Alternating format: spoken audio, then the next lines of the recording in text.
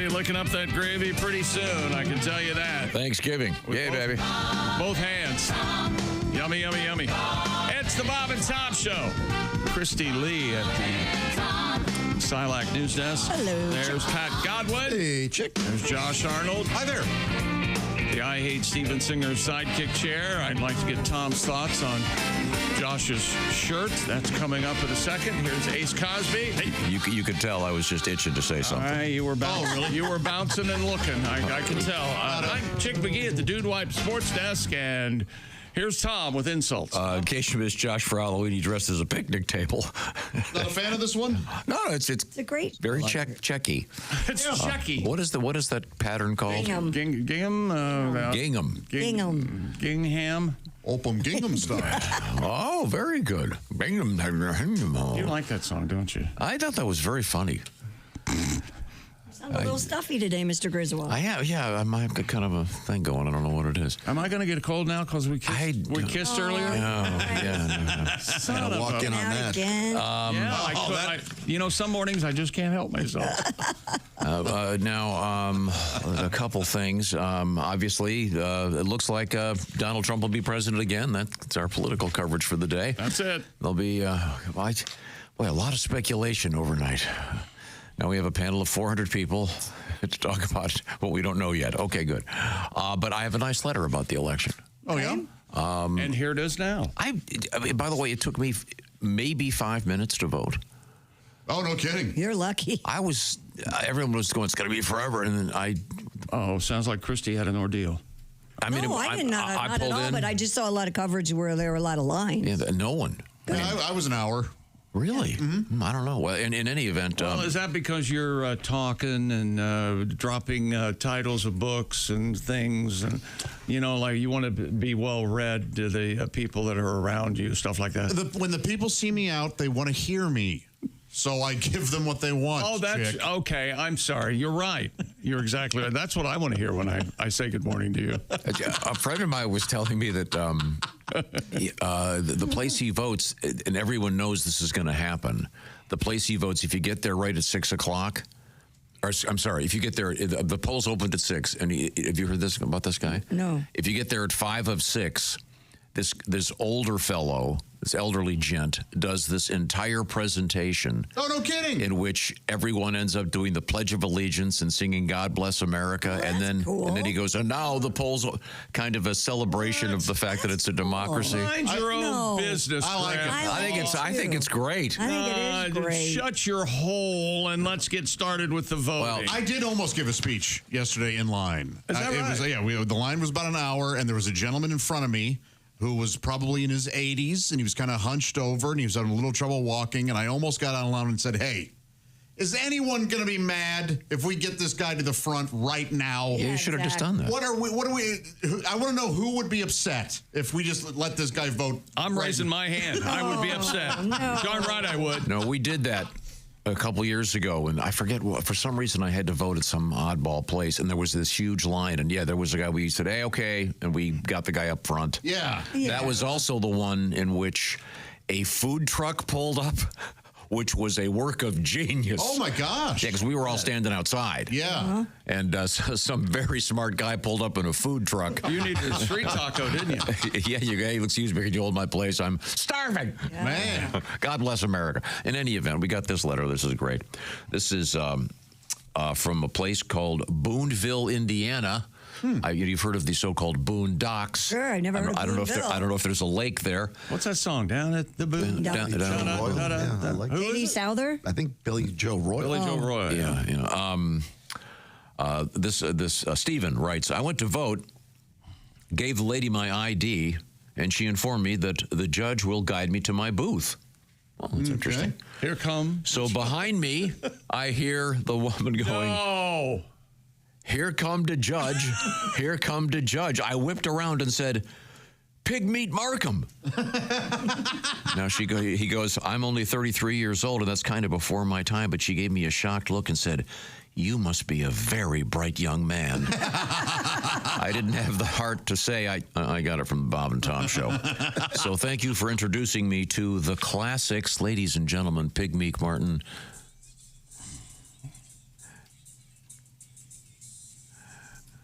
That's right, ladies and gentlemen.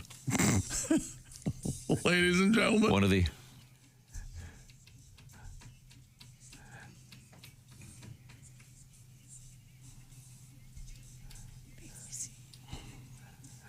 One of the original raps. You get the idea. You get that's pig meat. They didn't like my joke at the voting. Try it on us. What was your joke? What joke? She goes, "Oh, okay. You have your finished ballot there. You can just slide it into this machine." I go, "Oh, right here in the shredder." Sir, actually, no. You'll be able to hear that your vote is being. The poll workers. My gosh, humorless. What have they been through? Yeah. Yes, I made an effort to thank each and every one of them for working. Hang on, Tom, Josh has a different take. What's the matter? They signed up for this, right? First off, I told this joke to the one who was under 98. Oh, I'm sorry. First of all, that's hard to find. Mocking the elderly. Not mocking the elderly, but don't you think things would move a little faster if we got people under the age of 98? I don't think the youngsters want to have anything to do with it. People 80 and above, they don't want to do anything. The guy voting laughed. That's all I cared about. That is a good joke. If you make one person laugh, you're doing better than Howie Mandel. Okay, that's true. Check out something there. Where I voted, it was kind of like urinals. You have like a little half a wall between you. Yeah. You know what I'm saying? Right. There's a desk, but there's what's it called? Not a blinder. What do the horses wear? It's not a booth. It's a divider. A curtain. Divider. Thank you, Ace. There were dividers. There was a divider, but the guy next to me was apparently the entire time going back and forth with his wife and kind of scooting back. And what do you mean? Well, because he was voting and then coming out and talking to her. Yeah, that's illegal. And that's because there are a bunch of judges up, and so I just skipped. I have no idea. I don't know. I haven't done enough homework to know which judges to vote for. Judges, therefore making my ballot illegal.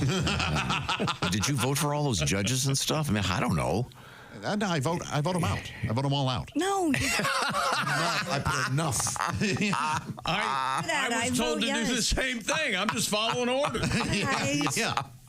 I love the fact. What do I care? You go in there and you see a crowd. You're going to do 5 minutes. I'll just put this in the shredder. I was trying to make. Did you do the take? Did you? I was trying to make her laugh, and she got very serious. Oh. And that in my head, I actually went, "Oh crap!" She probably has to deal with people really commenting. Maybe you should have done it kind of meta style. Said, "Hey, I probably heard that joke where someone goes, I bet this is a shredder, huh? Not very funny, is it?" That way, you get the joke in, and yet you cut it. I don't use your little tricks and. But you'd be surprised how many people just don't have a sense of humor. Like people who work at the polling places and most of the comedians who come in here, they just don't have a sense of humor. They have their 30 minutes and that's all they have. But the exception to that is, of course, Tim Cavanagh and Emo Phillips, who will be joining us later today. Alli Breen with Sexy Time. And right now, do you guys know who Jeff Higton is? Nope. Yep, I do. Who is he? I can't tell you. I can take a guess. Who is it? He's this week's winner of the little game we have. Pigskin Pick'em? It's the Pigskin. Pigskin Picks. Thank you very much. I'm hearing of it. Jeff Higton of Fresno, California is our winner. I would enter something that said, hey, why don't you enter this little game that we have? I would be excited, and I would enter. I will elaborate briefly. Jeff wins himself a gift certificate from our buddy Steven Singer, $500 worth of jewelry. And Steven Singer Jewelers, of course, used to sponsor the Sidekick headquarter chair currently occupied by that guy. I forget his name. What is the contest called? I forget everything. I'm too busy doing bits for the elderly workers at the polling place. By the way, he tied with 4 others, but he had the tiebreaker, so he is our winner. He tied. We'll talk to him tomorrow during the shoe-in of the week. So if you'd like to enter, Week 10 begins tomorrow night. So pick the pro games. Just pick the winners, please. He specifically tells me before we go on the air, we're going to need to stretch today. And I'm over here running my trap, and you know what I get? The look. Why don't you shut up a little bit? See, there it is. There's the look. See? We all get it. What am I supposed to do, honey? I'll do it. There's a time. Hey, watch this. There's a time to stretch. To appease you. I'll play or not play. Don't play currently. Okay. Presently, you can blab. Presently, you can blab. Currently, you can shut up. Congratulations, Jeff. And you guys can play. Go to bobandtom.com/contest. While you're there, check out the Orange Insoles TV. You could win. That's right. But right now, if you're listening on your Raycon earbuds, you can probably tell that for some reason my voice is getting weird. Yeah. I like it. It's kind of sexy. I don't know what this is. You need some soup? Did you get enough sleep? I think. Yeah, I went to bed. Couldn't care less about watching those returns. Is the most boring. I loved it. I can't wait. I woke up to my husband asleep on the couch. I don't TV care. On. I don't care who's ahead. I don't care who's behind. But I love the live. They throw it live. I can't hear you. I love it. And they have really nothing to talk about. Yes. Nothing to say. So they're trying to make stuff I love up. the speculation. Well, I tell you, it appears that the young vote's going this way because I talked to one guy and he told me this. Oh my God! It's all It is here. pretty entertaining. I have to say that. It's almost as bad as the NFL pre-games. And now 12 people with their opinion. How about this deal with Raycon's earbuds? You get an amazing deal on premium audio every day of the year, but that doesn't mean they're not having any Black Friday sales. Oh, no. They're doubling down by offering Bob and Tom Show listeners the official Bob and Tom earbud of the Bob and Tom Show, Raycon. And you get up to 30% off. Check out the latest model of Raycon's everyday earbuds. New features, 32-hour battery life, multi-point connectivity, and active noise cancellation, known in the business as ANC. Even though Raycon's quality rivals some of the biggest names in audio, Raycon start about half the price of the other guys, and they're already an incredible deal. Even before you factor in the big Black Friday offer of up to 30% off site-wide. And there's brand new colors. And don't worry, you can offer.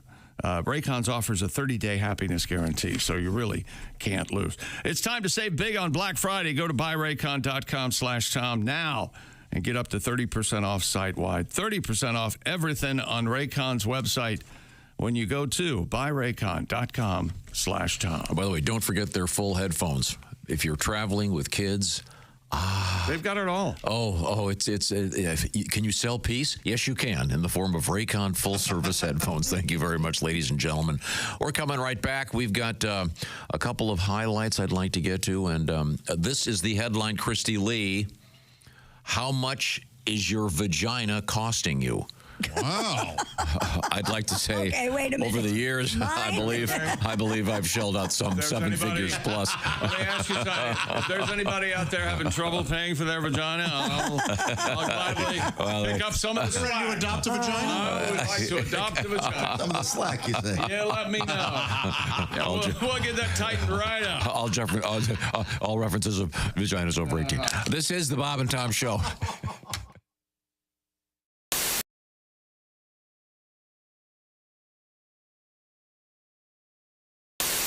The great thing about my mom's bridge club was she would make delicious desserts for the ladies. She didn't have the Brock's Bridge mix. That was always my favorite. No, she'd make apple pie. She'd make apple tarts. Oh, she was amazing. Yeah. I forgot about bridge mix. Oh yeah, my grandmother used to have that. Man. Bridge Did you mix. ever bang any of your mom's friends in the bridge club? Come on, man. You know you Fess did. up. No, Did you at least think about him while you were learning about Who was stuff? the oldest woman you slept Can with? I write down the joke I wanted to? Hang on a second. Who is age? Just the age. A gentleman never discussed Oldest such woman you slept with. Or how many years older was she? Than you. Was it an old whore? Just get flat out. I want to apologize to the members of my mom's bridge club if any of them are still alive. I didn't say they were. I didn't say it was them. I said it was you probably employed a whore. That is completely false. Oh, So God. you never had sex with someone older? I never knew where to do this, but I would like to partake in one of your Excuse me. women of ill repute. If you don't mind. Excuse Who's me. the oldest? Ruth, Venmo I someone? understand you're quite good. Do you have a Millicent on staff? Or Is there a QR code? I understand this is a cash only proposition. I just returned from the haberdasher. Does this include the tip? Or probably get a lot of tip jokes, I guess. If you want more than the tip in, it costs my extra. I gosh. get it. I know. Did we get back to Bridge Club? It Okay, was a Bridge whore. Club. Well, I know it was. I could tell when I hit on something. You banged an old whore. That is Like a just sailor not on true. leave. When you were 18, 19. You learned about And love. she was 30. It's all lies. She kept saying, No, she was like 58. it was like Brighton Beach. Get over here and let Mama hug you. Yeah. Yeah, that's Over here, honey. Yeah. Kiss Mom. A young Jonathan Silver. Stick your tongue out for Mama. Is that Chick McGee? Why, it sure is. Chick McGee, who knows that an annuity from the folks at Silac Insurance Company means a retirement check in his mailbox every month. Chick works on perfecting his mailbox opening technique. Easy, Mr. McGee. Don't blow that elbow out. Chick isn't quite retired yet. He's just practicing for it. Because one day, Mailbox McGee will be taking his retirement the easy way. SILACINS.com. Silac Insurance Company. Padres 2-1, bottom of the seventh. Why'd it stop? Are you watching check local baseball listing. right Hang now? on, I've got to put my. Not check local listings. That's the game. That's the Major League the Baseball status of opening game in Seoul, South Korea. Hey, if you listen to a rebroadcast of the show, that information is very, I see. I'm sorry. Yeah, reality. you've thrown me into a tizzy. I'm listening to a podcast. I don't know what day it is. They just said the Dodgers, the Padres were playing. How am I supposed to figure this out? I'll explain time zones to you later, Gilligan. Oh, God, you're an idiot. Yesterday, Podcasts can be... Go on. just podcasts. Yeah, you're broadcast. Yesterday, you were talking about S&H green stamps. We're right at the end. Writes Jack. Hog off? I was watching a rerun of Hollywood Squares. One of the prizes they offered in the secret square was 1 million S&H green stamps. Whoa. Valued at $2,500. When did this happen? I'll get your jacket.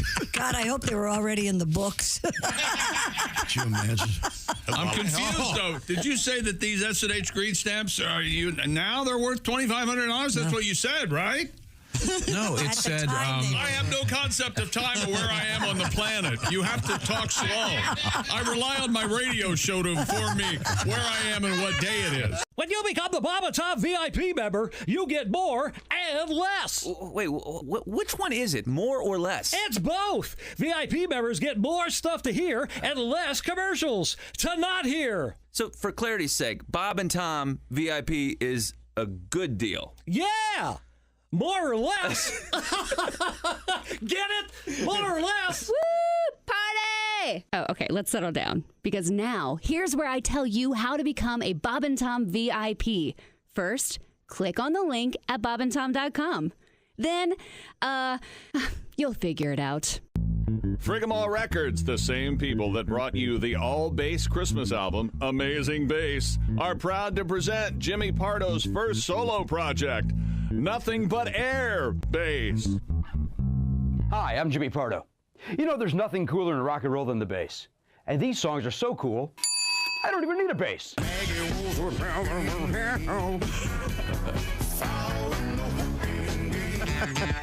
Hey, hey, what the matter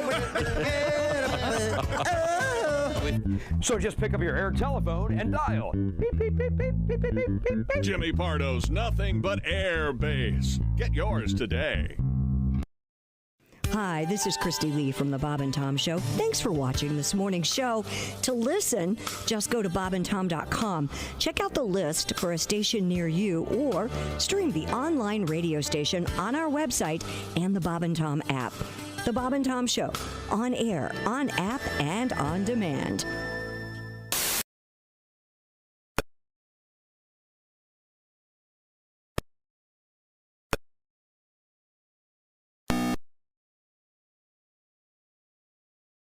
Welcome back to the Bob and Tom Show. Hello.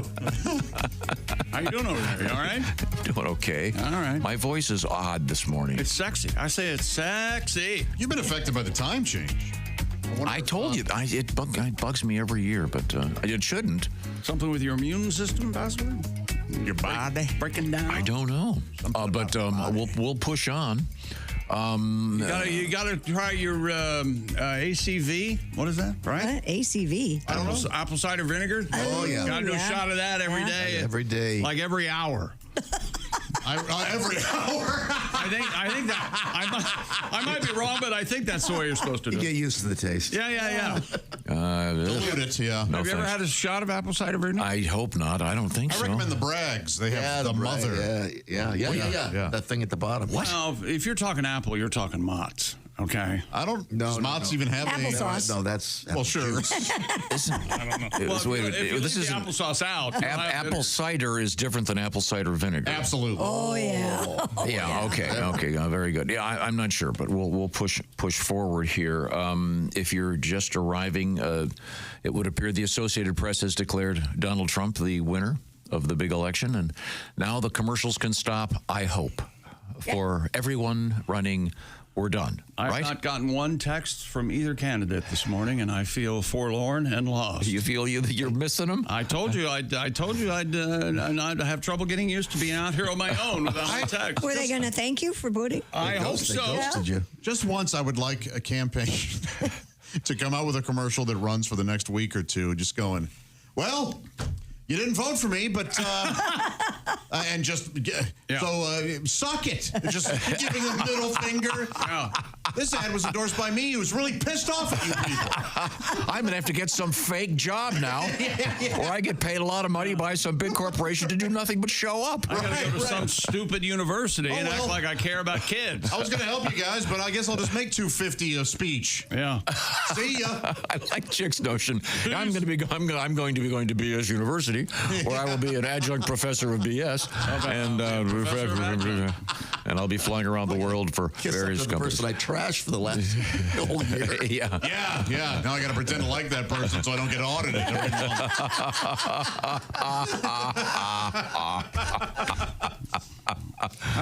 Every year I do the same joke. I walk in there's a kind of a run walk thing every Thanksgiving. Raises money for a great local cause. And, nice. Yeah, but it's kind of a fun thing every Thanksgiving morning. Get the turkey going and going. I walk it, by the way. I don't run it. You're still doing it, man. My knees would. But the mayor's always there. Oh. Mm-hmm. So I always wave in front of the big crowd and go, I voted for you. You owe me $10. Every year. Even though he didn't run it. It doesn't matter, right? And he laughs. No, he goes there. If I could audit that son of a bitch, I would have. That radio clown. It's no shredder joke, but What if that sparked an investigation? What would you feel bad? You would take no responsibility. I know you. Okay, a couple quick things. Congratulations to Jeff Higton of Fresno, California. Hello, Fresno. He's our winner this week of the Bob and Tom Pigskin Picks competition. He got all the games right, as did 4 others, but he got the tiebreaker. Isn't Fresno the raisin capital of the world? Yes. Is that true? Yeah. yeah. Yeah, I thought so. Absolutely. 97% of the raisins come from Fresno, California. That number may If you're be. eating raisins right now, odds are they came from Fresno. Unmade. Now, Josh, I know that in keeping with today's show, are you the non-raisin eater? I don't like raisins in chicken salad, but I like them in oatmeal raisin cookies. I like cinnamon raisin toast, that kind of thing. Yeah, and this is we differ on a lot of things in this room. One of them is what we like in our chicken salad. Grapes, yes. Oh, yeah. Yeah, I'm a no. Celery? No. Celery, absolutely. Nope. You don't like the crunch, Ace? No. How about no chicken salad? What do you mean That no is chicken Christy's salad? stance. Yeah, she doesn't like mayonnaise. I don't like the I don't like chicken salad. mayonnaise. Really? No, no. Well, it's time you look for another job. If you don't like chicken salad in this building. Did you look for you look for work this week? Yes, I did. Why were you fired? I don't like chicken salad. Is that right? Well, now I like chicken salad should be They like have a whole store that just sells chicken salad, don't they? chicks. chicken salad chick. Yeah, I go By there the all- way, I'm available, people. Hello. And they also have very good egg salad. But I like chicken salad. It should be like those things at Dairy Queen you flip over. Oh, yeah. And it should stay. Want it thick. I want a thick, chunky, substantial. I want it to have some. Is there a runny chicken salad? That Yes, would there's sound a good. certain restaurant you go to. Their chicken salad too runny. I'm sorry. Well, but then we've talked about this. We've talked about this seriously off the air. That one restaurant that we insist on keeping, and it's the driest chicken salad on the face of the earth. Why do you keep going there? Because this girl likes it. Man, I get something else now. I get the Cuban breakfast. Oh, that is good. Oh, it is Their good. pesto's good. Oh yeah, that's the thing. Well, the real pesto. Lucy, I'm in the kitchen. I had to get the vegan pesto one day, and that they should have called it pesto. You could use it to glue together something when you were a kid. Let's see, what were we doing? Oh, well, reports vary on the raisin capital of the world. It's either Fresno or Selma, California. Selma, 90% of the United States raisins are produced within 8 miles of Selma, California. Wow. And that ever since the march. That's Fresno. That's what that was about? Yeah. It was people who were protesting. Not Alabama. We want better raisins. Yes. Let's start that up, shall we? I don't know some. Man, oh man. And isn't Selma in Fresno Armenian heavy? Yeah. Isn't that right? Yeah, Fresno. A lot of Armenians. And Bob, of course, of Armenian heritage. You know their way around a vine, huh?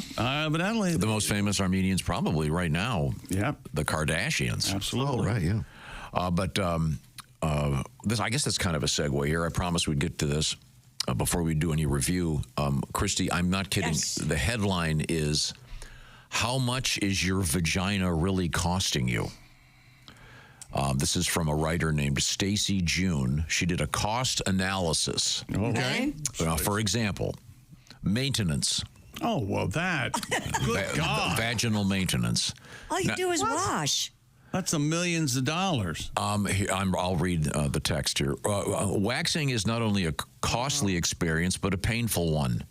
Yes, your hair may have thinned out and you may be numb from waxing your sacred space for 10 years, but that doesn't change the cost. $60 a pop monthly, that's $720 annually. Yeah, I don't wax, so I save that. Josh, is that, I know you've done some waxing in your day, is $60 a pop? That seems low to me. It does seem low. That seems way low. To do the, don't you, what do you do? What do you do, what do you call it? The back front or the? I got the, what was known as the baboon, which was the rear and I got the front, and it was about $100 and then you tip. So, but I did not go monthly by any means. Okay. Because I didn't have to. Doesn't the baboon seem like sort of an offensive name? I'm not trying to get into a... Butt's all That's because you get a red butt after having it done. Oh. Wow. Yeah. Like a baboon. Can I ask another personal question? Please do. As little hair as I have on the top of my head, when I do get a haircut, no matter where I go, they do that thing where they spin you around with the mirror and you get to look at the back.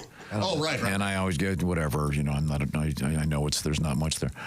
Do they do, when you get the baboon ass waxing, do they hand you a series of mirrors so you can check it out? Or? No, they say, here, you can look at this. They leave the room and they go, there's the standing mirror, and then there is a hand mirror in there if you want to do some kind of... I see. They do let you look, yeah. So do you bend over and there's a chair to put your foot up on and you really get a good look-see in the mirror? I never did it. Do you cover yourself with your hands when they do it?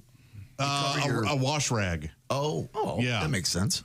Josh, I love the next time you tell the story, don't say wash rag, say large beach towel. Well, implying that the awesomeness of the front naughty is such that you need a canvas tent-like device. Why I said the truth, which is wash rag, is because something always peeks out. Hello. Yeah, always. So. And by the way, if you want to be, I should start teaching a class on being white trash. Because you're close. Wash rag is very close. But actually, if you want to be white trash, it's wash rag. Yeah. That's the way to pronounce it. It's interesting. My Canadian college roommate always said wash rag. Really? Yeah, I know, which I'd never heard. But interesting, a little point. Did you say washcloth? Yeah, washcloth. Oh, okay, yeah. Mommy, have you seen my washcloth? Oh, the one with the embroidered T on it? Thank you very much. Almost scrub my butt. Now, I don't have to scrub my own butt, do I? So once again, this is an article written by Stacy June.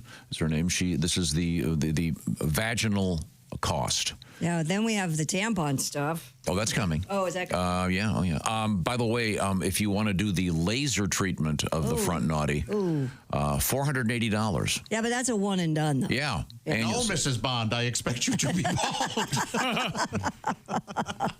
That is a fine joke. If they Blofeld or whatever the hell, or was that Goldfinger? I don't remember. But That was Goldfinger, right? Wasn't that Goldfinger? Yeah, Mr. Bond. Was Goldfinger the laser? Yeah, Blofeld never got up out of his chair. And then Dr. No, the great Joseph Wiseman, of course. I saw him on Broadway. That's right. on Broadway. Othello? What did you say? Dr. No, the musical? No, that would have been funny. Let's see. No. Okay, once again, Christy, the cost of the front naughty for the ladies. Menstruating. The average woman endures 456 periods. Wow. In a lifetime? Yeah. Yikes. Ooh. That is roughly 2,300 days of... More periods than a Hemingway novel. At 5 days a month. You are on fire. I forgive your jejune attitude toward politics. But 5 days a month, 12 months, that's 60 days a year. This says a low number would be $150 annually. Yeah, that's probably right. $150 a year is like super cheap. Yeah. That seems way low, but I don't know much about it. It's like $10 a month or something. What is the array of prices of feminine hygiene products? Oh, it depends on what you do. I mean, let's just say you're using tampons. Is there like a well-known cheaper brand? And, like anything else you can. And is there? And forgive me for not how I word this, but if you wear the cheaper ones, do you know right away? Like, do they last a shorter time, or are they more uncomfortable? Like when you get a generic Band-Aid, you know that it's I've never used a generic. I was a Playtex girl. Was that because your mom was? No, my mom was a Tampax woman. But back in the day, the Tampax had like a paper applicator, like a cardboard applicator, where the Playtex ones or whatever had like a plastic cylinder, which was a lot more comfortable. I remember in the 6th grade, Marcia Klein made a map of post-war Europe out of those paper applicators. No kidding. It was Marcia was very ahead of her time. Post-war Europe was. She's probably running some corporation now. Very smart girl. I always heard that the Pearl. Pearls were higher end. And the Pearl is a Tampax product that came out after Playtex got so much of the market because they had the plastic applicator. And the reason I asked about your mom, not to be gross, but for example, I've said this on the air, I use Tide detergent because my mother did. Sure. And there's certain things I do just because my mom did, and that's what I'm used to. Well, that would apply to tampons. I bet your sister uses the same tampons your mom I'd have to ask her. I doubt your mom used tampons. I don't know. Guessing. I don't know. That's why I was asking you. I did not use tampons till I was out of high school. A lot of women used pads. Yes. Or they roll their own, I believe. We discussed that the other day, and I believe it was Dr. Jen Gunter who said, "Don't do that, ladies. Use store-boughts. It can be very dangerous." They're not that expensive. Like 32, a box of 32 is like $8. I think, and they shouldn't be that expensive. And yes, in many cases they should be free. I think Dr. Gunter's working for Big Tampon is what she's doing. Did you want to say? I was. By the way, I won't lie. I was the Sopranos character. I was going through a lot of words, and that was one of them. Yes. And that really came out wrong. Do they come in sizes? Yes. Oh yeah. There's. Now, do they call them like jumbo? They can. Super is usually. Super, yeah. Jumbo is somewhat offensive. Right. Now the Tampax Echo. And the Grand Canyon. They have regular. This is why we're not on Madison Avenue pitching ideas for how to name feminine hygiene products. Once again, this says when talking about costs of being a lady, $150 annually for tampons and the like. That seems low to me. But now let me ask you this: 3 a day. What? This probably would vary state to state, I would think. Is there sales tax on feminine hygiene products? I believe so. I don't know. Because I know in some states there's no tax on, say, toilet paper, but there... Is that right? Yeah. I know it varies state to state. It's somewhat controversial. Oh, I don't know. I would think that certain important products like that for young ladies shouldn't be taxed. It's bad enough. And then there's that horrible tax joke. What? Oh, yeah. Oh, you know that one. Yeah. Not the kind you pound in, that joke. Oh. The classic. It's too vulgar. The kind you pound in with a hammer or push in with your finger. Right. Hey. That one. So sorry. Now, there are tampons that don't have an applicator. That I couldn't deal with. I couldn't do that. Okay, well, we'll continue the cost of being a lady. Coming up. She's a lady. And also coming up today, comedians Tim Cavanagh, comedian Emo Phillips, and Alli Breen with Sexy Time. But right now, we would like to tell you about the importance of your body and feeling good. Your knees feel good, your elbows feel good. Everything in your body goes all the way down to your feet. Hence, orange insoles comes to mind. Yes, Tom, it really is amazing how much your foundation affects everything about you. If you have back pain, hip pain, or knee pain, it affects your daily routine. You know that. What kind of support is currently in your shoes? I'll wait for your answer. Everybody email now. I bet it's that same sad thin liner that came with the shoes. Ugh. As Tom says, it's like having a slice of bologna in there. You get zero support. Go to orangeinsoles.com. If you work on your feet all day, you're putting stress on your body. Especially, think about this. Think about if you had to stand on your head all day. You would feel that all over your body. Yeah, you would. You take for granted the fact that you're standing on your feet all day. You're feeling that all over your body, too. Huh. Boy. I want to see him get out of this. So right now, I'm standing on my head. Yes. And you're pitching orange insoles for my feet. I want you to know. Is that so aircraft overhead can see you? No, Orange Insoles now has a line of hats. All right, all that might be not true. Okay, I want to talk. The orange. They have to come out. They must come out with an orange hat for break dancers. A yoga mat for your feet. Yeah, very good. Yes, exactly right, Pat. They offer arch support and deep heel cups that work better in your shoes to help support your body and alleviate that pain. If you have a kitchen table and it's wobbly, you're going to do something about it. Well, you're wobbly. It's time to do something about that. You can also gift orange insoles to that special someone. They make great stocking stuffers. Yeah, that's very good. Whoa. See, that's going to be funny because you take them out at the bottom of the stocking. It's got the perfect form. Yeah. You got to reach deep to get that out. Yes, but it's worth it. Find the right fit for you in whatever shoe you wear with their insole quiz. They're great for work boots, sneakers, winter boots, elf shoes for my little friends up north. You name it. There's no cutting required. These insoles are true to size, and they include sizes 15 plus. Congratulations, gentlemen. Go to orangeinsoles.com today for free shipping. Plus, Orange Insoles come with a 60-day We Want You to Be Happy guarantee. That's orangeinsoles.com. Feel better, do more. Okay, now we got to put together a cozy fireplace with orange stockings in front of it. Oh, very nice. Open me first. Yes. Although I'm not sure why you'd want to open them first, I guess. Maybe you could leave some out for Santa with his cookies. Oh, he'd love that. Oh, that's a good idea. My God. These feel great. Yeah, Santa's knees are about to collapse. That bowl full of jelly's wearing things down. My meniscus is crushed.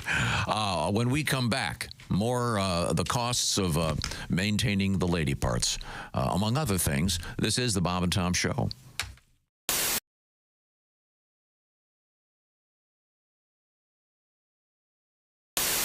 All right, where's my big bowl? Hey, Josh, new orange insoles are in with that deep heel cup. You should see how deep this heel cup is.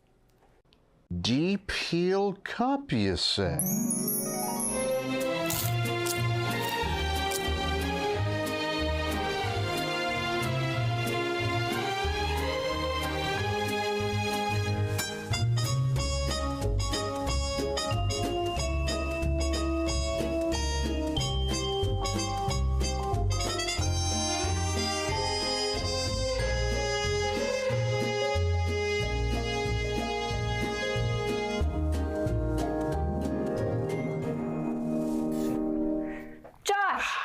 What are you doing? Deep heel cup. They're for your shoes. My shoes, you say? Orange insoles come with a deep heel cup and arch support to provide everything you need to keep up with your everyday activities. Orange insoles are great if you work on your feet all day, simply taking on the world. Orange insoles will help you feel better and do more, guaranteed. Get your orange insoles today and step into a world of comfort. OrangeInsoles.com. This is I'm going to take this out, and I'm going to let any of you decide if you want to. This is let Josh handle that. This is a big one. There you go. The last one. Let Josh handle that. Josh is a good handler. Josh can handle that. Yeah, I can take it. Come here. There you go. Looks like a curling iron. Hello. Oh, it's a rabbit. Yeah, this one's not messing around. No. And what's great about it, Sadie, it seems to me, is that you can. Well, this hits everything, doesn't it? It's looks like you could hit a fastball. Okay. Yeah. Okay, so you see that button, the button in the middle where your thumb is there? Mm-hmm. That turns it on. Right. And now the two buttons on the sides turn on the other features. So why don't you go ahead and Oh, boy. Oh, there push you those go. buttons. Oh, so it's like a reciprocating saw there. I mean, It's alive. so the one button controls the shaft of Yes. it, if you will. Right. Now, what's happening is going not up and only do you have an up and down motion Wait with a minute. It is going up and down. it's also turning right to left Oh, in my. the center of the shaft. So you're going to that's going to work your. G-spot? No, they actually. Yes. The tip will go in and out as this does massage the Grafenberg spot. Yeah, Yes. very good. Yeah, that's going to say. That's right. That's so big, it's going to be saying hello to your kidneys. Holy cow. Josh, the way you grip that looks like you're familiar. Well, I with wanted to use my hand. Yeah. To feel. Yeah, And that's it's got the rotating beads right here Oh, actually gosh. stimulate more nerve endings. Isn't that interesting? it looks That's the kind of woman's like anatomy. if you're trying to imagine this, it looks like one of those lava lamps. Yeah. I know. That's right. Has kind of a gooey look. A gooey look. Yeah. Now, does the Grafenberg spot, does that have anything to do with the Grafenberg Zeppelin? Is that anything at all? Is it the same guy? Or? I think the first woman that put that in said, "Oh, the humanity." Oh, okay. Now it doesn't end there. You see this butterfly-looking thing? It looks like a cobra. What is the two little prongs there? Well, these would stimulate the pleasure button Yes. of the woman, while the wings of the butterfly sort of stimulate the labia. The vulva. Yeah. Yes, the labia, the vulva. That's right. Josh, you are so good. Or Alexis. I mean, this really... Vulva, Alexis. This really works everything. I mean... You're not going to miss. You can't. It'd be hard to miss a spot. Might be hard to get it out. That epitomizes busy. Yeah. Yeah. Would you like to hear it? It's very, very busy. Okay. Yeah, that's Buzzy. Now, what's the purple? What's the purple one called? It's going at it. That's called the Pure Pleasure Self-Thrusting Rabbit. Barney edition. Self-thrust. It should be called the Home Wrecker because It's really amazing. It's waterproof. It covers all your different pleasure spots. And what's fun is there's so much variety to it. The toys today are so advanced. They're so high tech. It's really fun to actually even pick them out with your partner. Thanks, Sadie. Once again, it's ticklekitty.com, and it's whole bunch of stuff. And follow me on Instagram if you guys would like, at Dr. Sadie Allison and Tickle Kitty and Go Love. Wonderful. My parents are fighting. Oh. I'm sorry to hear that. They're fighting over the dryer. My mom says we need a new dryer, and my dad says we don't. And the fights are getting mean. I think they're going to start taking out those political attack ads against each other. Oh, cool. Oh, yeah. Colleen Warren wants a new dryer. We don't need a new dryer. Colleen Warren wants to waste our money. Money that could be spent on a new security system for this home. Colleen Warren wants terrorists to invade our home. This ad was paid for by me because I'm the one with the damn job in this house. Jerry Warren says the dryer isn't broken. Just like he said the air conditioner wasn't broken, the car wasn't broken, and our son Greg's arm wasn't broken. Haven't we had enough of Jerry Warren? This ad was paid for by Jerry Warren, and he doesn't even know it. Hey, hi, it's Tom from the Bob and Tom Show. Miss some of the show? Become a Bob and Tom VIP and subscribe to the audio and video podcasts. The Bob and Tom Show, on air, on app, and on demand.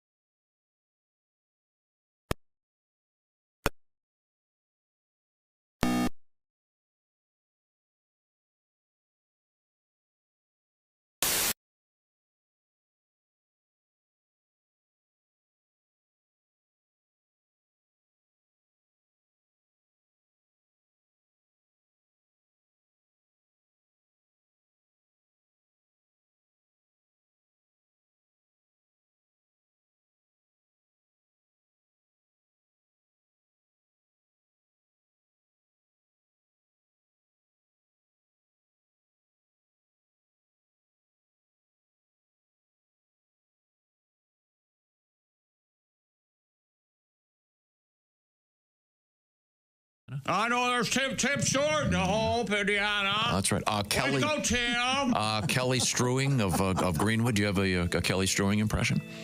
I don't know. Okay. How about Christopher Flynn? Nice.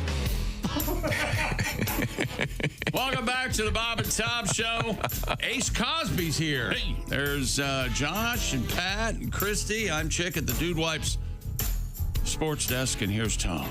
Thank you very much. Now, we were reviewing this unusual article about the cost of being a lady, I guess you could say.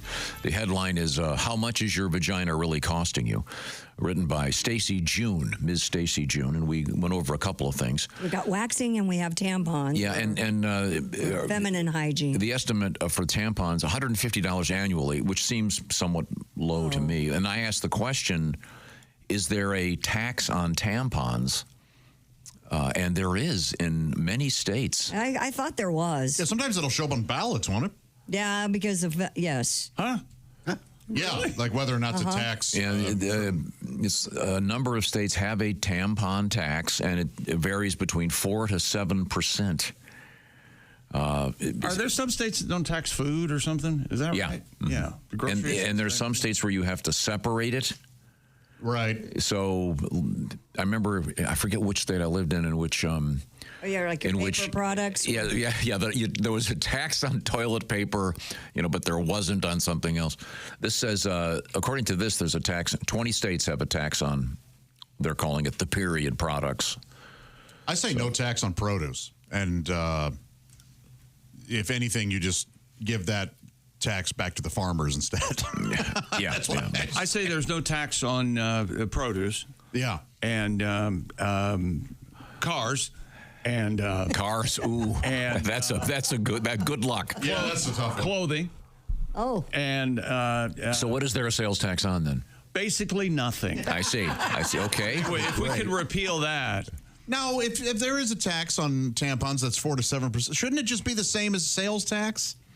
Are there? I mean, what I'm saying is it should never be higher than Right. regular sales tax, right? I think it is regular. Again, this is, by the way, because most legislatures are predominantly men. Are there taxes on condoms? I would imagine there are. Mm-hmm. Which leads to the next category here of vaginal maintenance, birth control. Mm-hmm. This is rather humorous. Don't really know. This says $300 annually. That's for what? For pills? For or birth what are they control. doing? When's the last time you bought a condom? Yeah, it's been quite a while, needless to say.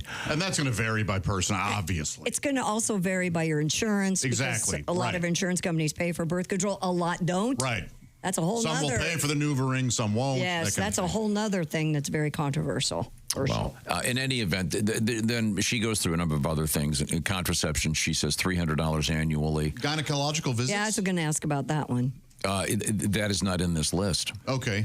Yeah, see, now, that would get obviously complicated depending on insurance, et cetera, et cetera. But this is, her estimate is $68,000 is a lifetime of vaginal maintenance. I think that's probably low.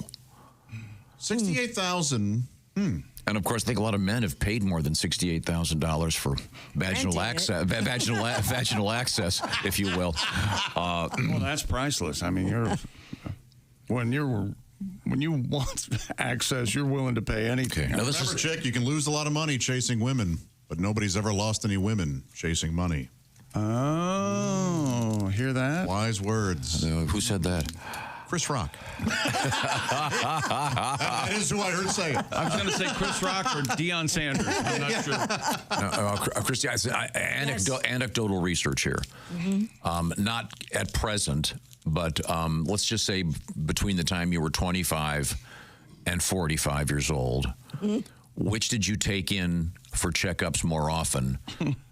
I better wait a minute. I can't word it. I can't. I'm not going to word that. I'm sorry. That Your was dog not. or That is not. yourself? I was going to say your car or your mommy parts. Oh. Well, you went to the gynecologist annually, like you would your regular doctor. But what about your regular checkup? What about your car? Does that go in? My car goes in every 3,000 miles. I don't know how many miles are on my vagina, but I can let you know. What if there was an That was the answer I was going for. And we need an odometer down there, don't we? and a way to not reset it. Well, I don't know. If the girl starts backing up and go back to the... Now, is it based on some kind of penetration? The guy should have it then too. Yeah. Couldn't you argue that vaginas are way more durable than wieners? Yeah, they Well, they last forever. Only They bounce because, back. Vaginas are all interior. We're going to have more issues with our wieners not functioning correctly than Christy will with her vagina. Because we're hanging out. And I think that's demonstrated when you're young with a bicycle. Although it is possible for the ladies to have an unfortunate bicycle racked accident. on a balance beam a couple of times. Apparently that's exquisite pain. Yeah. I think the Wright brothers had something to do with that. Switching up the men's bikes and the girls' bikes. Really? The ladies' bikes were like that so they could wear a skirt, right? So they could step between it without makes perfect sense. Hiking up their. Yeah.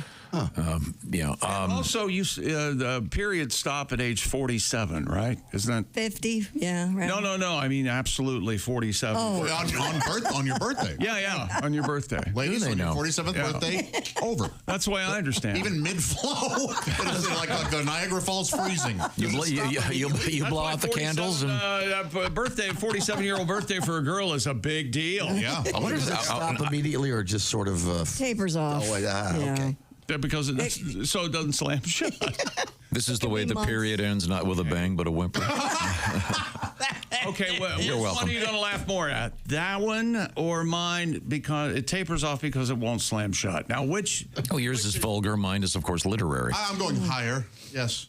A little bit of T.S. Eliot for you. You've heard of him, right? Thomas Swift Eliot. I suppose I could wallow in the slums of comedy with you. We'll be wallowing in the high end of comedy. You'd be more appreciated over here if you did. We'll be wallowing in the high end of comedy. Emo Phillips and Tim Cavanagh joining us today. Tim Cavanagh, horrible driver. By all accounts. I've never been in a car with him. Don't say that. What if he and Emo are driving here right now and Tim is behind the wheel and Emo's clutching If Tim's door. driving, get out and walk the rest of the way. Okay, well, that's all coming up. This is the Bob and Tom Show.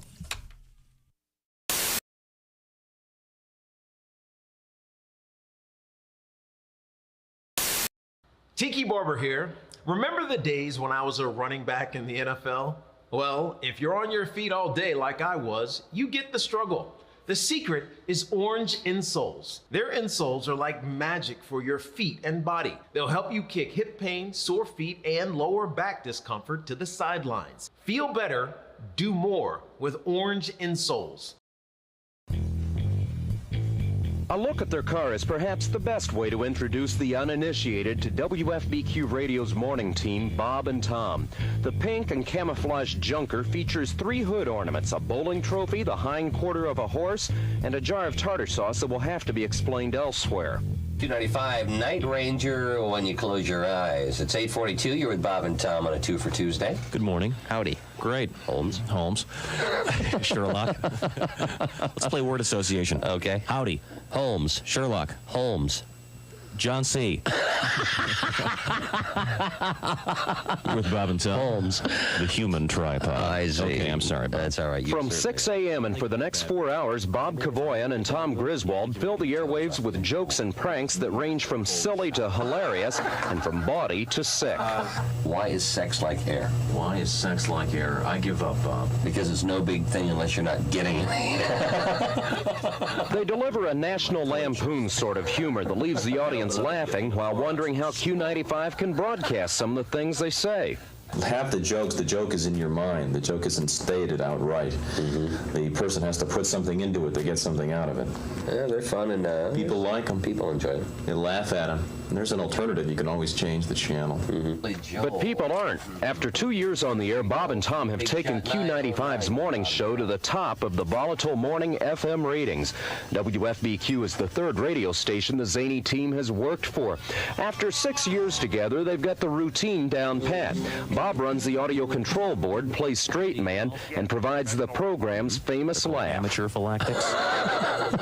Amazing concept, I think, and I think it's going to. Tom sits on a mound of notes and papers to provide the program's often quoted jokes and many of its voices. Oh, hello, Mohandas. Hello, Bob. How are you? Oh, I am fine today. Hello, Tom. Hi, Mohandas. You look very good today. Thank you so much, Mohandas.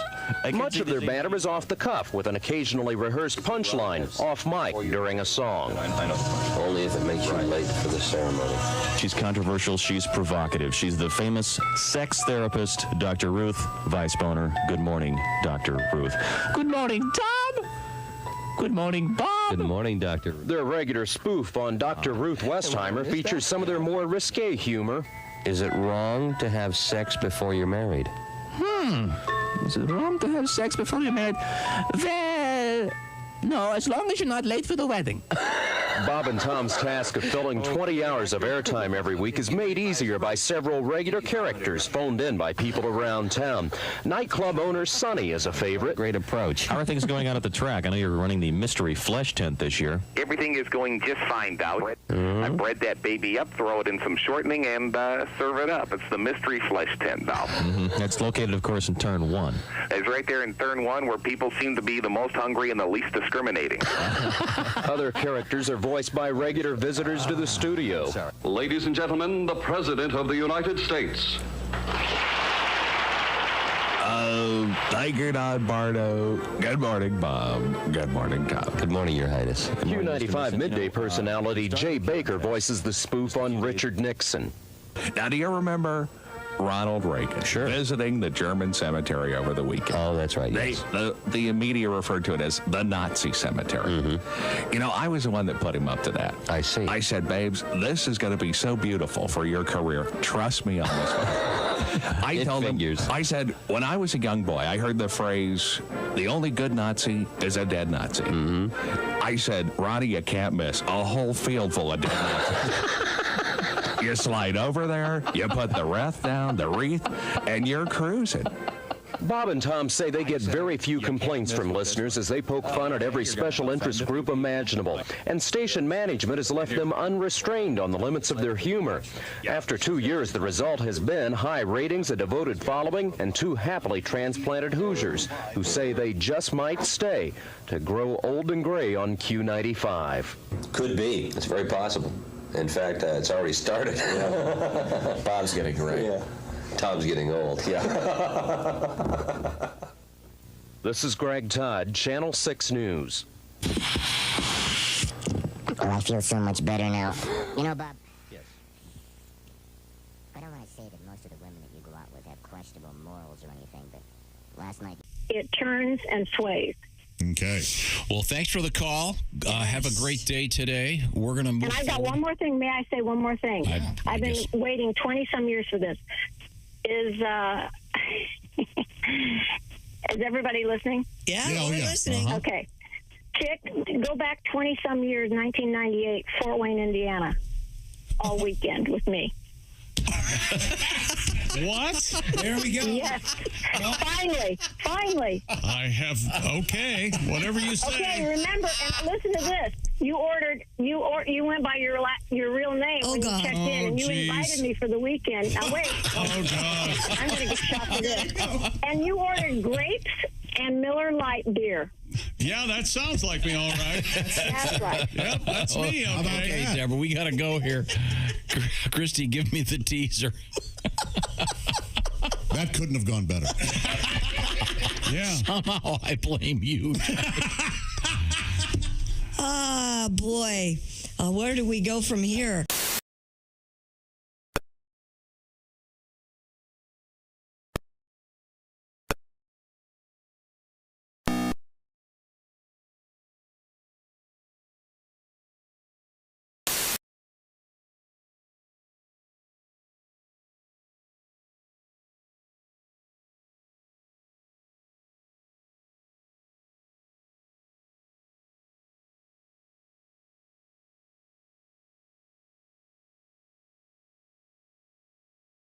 Oh, I'm so sorry. Gobble up a grand?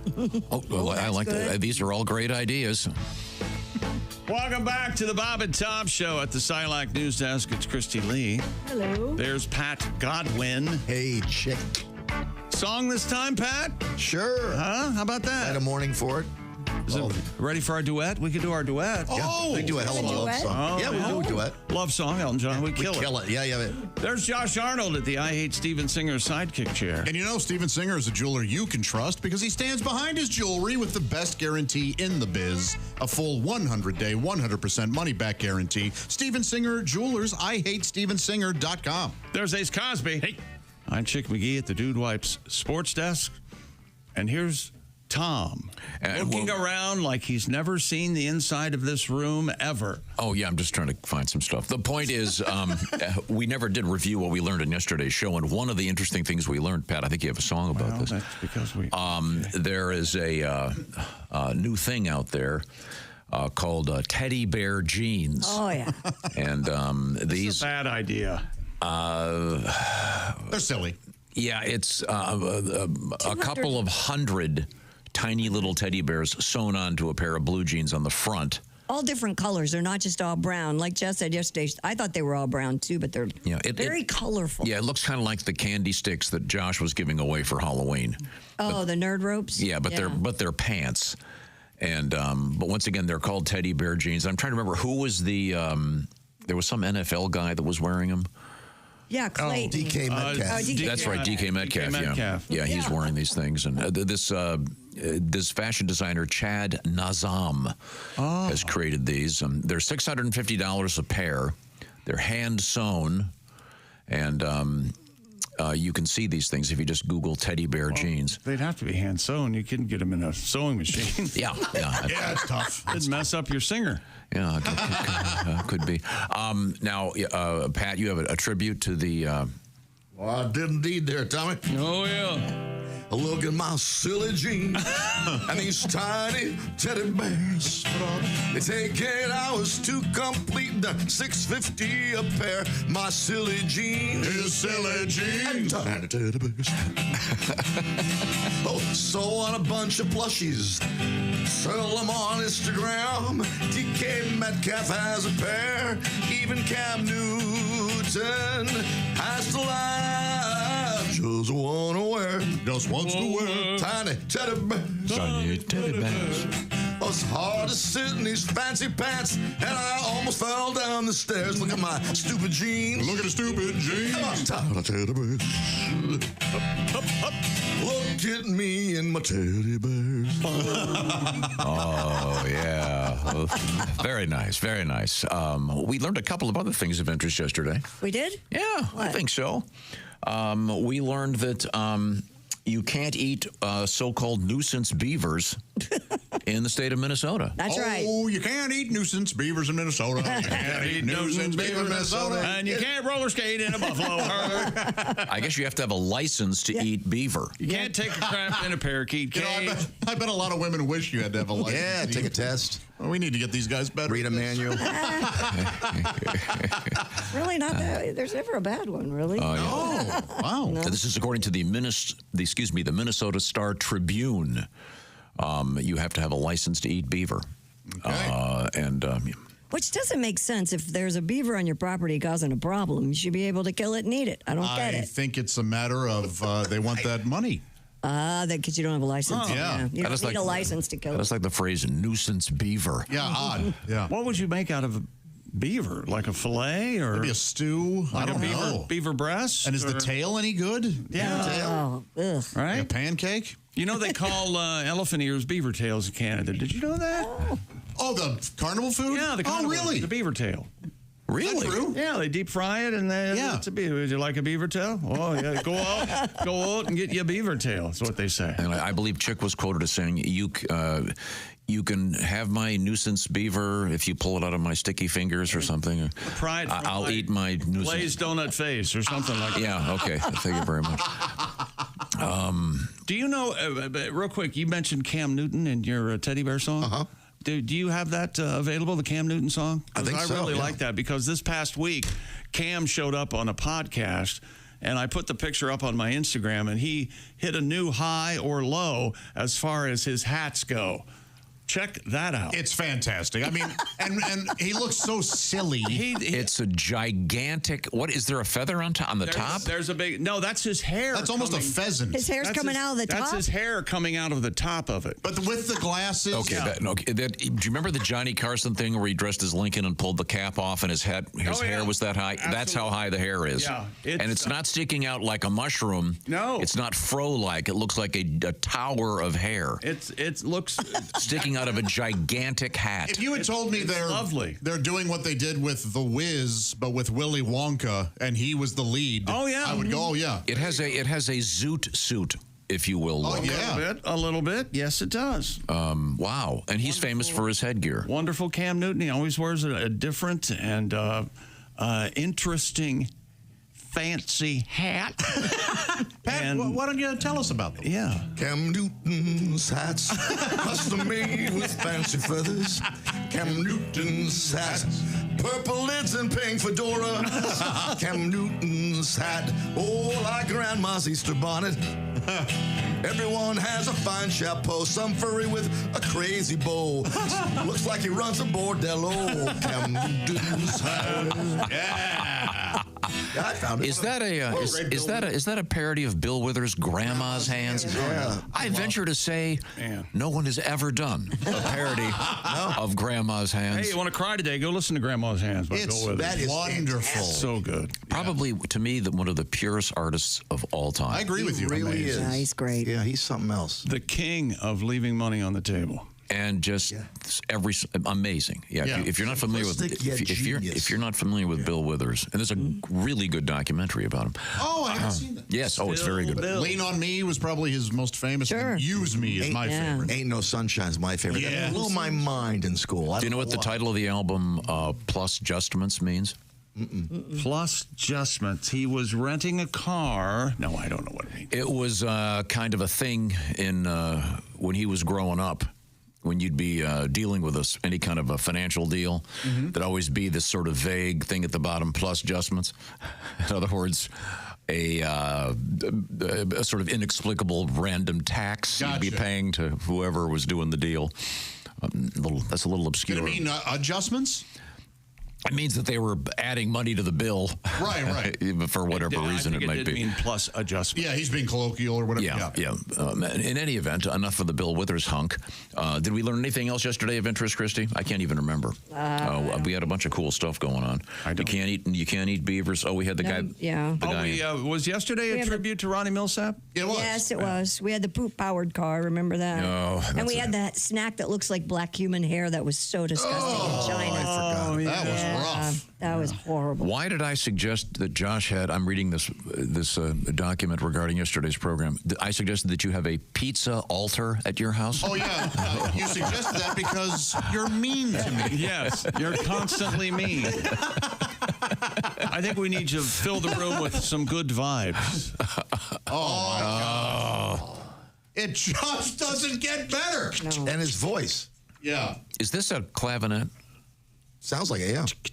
Is it playing along with the bass? Yeah. You try doing this. Their appointed duty. Is this going to rhyme with booty? Booty? Tell me. What to do is use me. That's why he's a genius. I would have rhymed it with booty, and it would have. Okay, thank you. Answer. Tom, I can't help but go out in the car and listen to it. I'm surprised we don't have the story. You're drinking from the new Starbucks holiday cup. Oh, yeah. I can't believe you're doing that. Already. Holy, it's November 6th, and the holiday cups are out. I told you, November 1st, I went to the mall. I had a meeting over there. Who is a meeting at the mall? There's a restaurant Teenage girls. I don't believe There's a nice quiet restaurant there. I go there so I won't run into you since you don't even know where it is. Did Taylor Swift quiet restaurant? Oh, I know where it is. And I walked in and they were playing Christmas music. And I will also say this. Yes? He's going to say something else. I have a rule.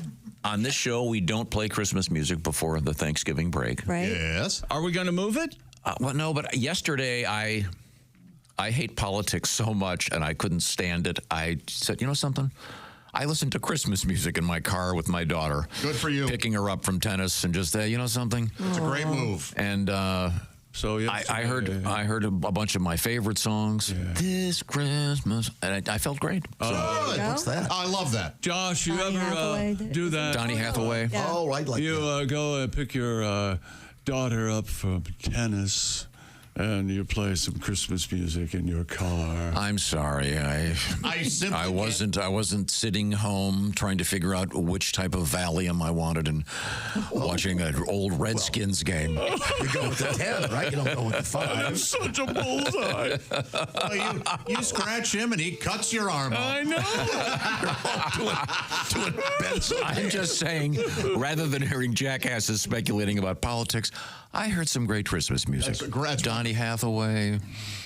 I'm glad you recognized that it was not good for your mental health and you did something to alter it. I love that. And I watched none of it last night. You're welcome. And if you haven't heard, it looks like Mr. Trump will be our president again. And you can watch the folks go that had it all wrong today, apologizing all day. Bill Withers, Secretary of State. Did you know that? Yeah. Secretary of State, Tom Bill Withers. That would be If you amazing. vote for me. Yeah, hurry up. I gotta go stock up on fluoride. Hey, let me tell you about Prize Picks. Prize Picks is the best place to get real money sports action while watching football and all your favorite sports, actually, because Prize Picks has made daily fantasy sports accessible to everybody, and the app easy to use. Just pick 2 or more players across any sport, then pick more or less on their projection. And you could have went up to 100 times your money. It's easy. Just decide more or less on each player's specific projection. For example, Patrick Mahomes, more or less than 1.5 passing touchdowns. You can mix and match your picks across football, basketball, hockey, and more to create your lineup. And Prize Picks invented Flex Play, so you can still cash out even if one of your picks does not hit. Check out prizepicks.com or just download the Prize Picks app today and use the code TOM and get a $50 credit instantly when you play $5. That's code TOM on Prize Picks. Get $50 credit instantly when you play $5. You don't even need to win to receive the $50 bonus. It is guaranteed. Prize Picks. Run your game. Must be present in certain states where it's lawful to wager. Visit prizepicks.com for restrictions and details. Thank you very much, Chick McGee. God, you got me thinking about Bill Withers. Mm-hmm. My favorite song is Ain't No Sunshine. Even his bumpy songs are great. I like Lean On. Yeah, I mean, everything's great. Ain't No Sunshine. Little known fact. When just the two of us, even that one's good. 26 times. I know. 26? I know. Yeah. Goes up on that one. Yeah. And in some songs, that would be leaving annoying. everything like, alone. sometimes you hear things like that, and you're like, all right. And that, you're like, keep going, Bill. A bold move. Pure, simple, fantastic. I think there's 4 Barracudas, by the way. And Johnny Cougar, John Mellencamp, Small Town, he says it 26 times. 26 is a big number in music. Is this a coffee table book you're doing? Most Barracuda. I love that 4 times. And then it stops. Oh, terrific guitar riff. Coming up, we have comedians Tim Cavanagh, Emo Phillips. We haven't gotten to sports yet. You got any good sports over there? What do you think? I know you don't. Just use me, Tom. Use me, Tom. This is the Bob and Tom Show.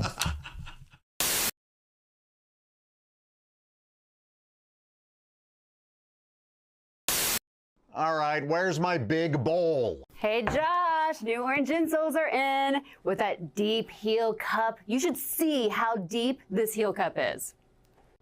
Deep heel cup, you say?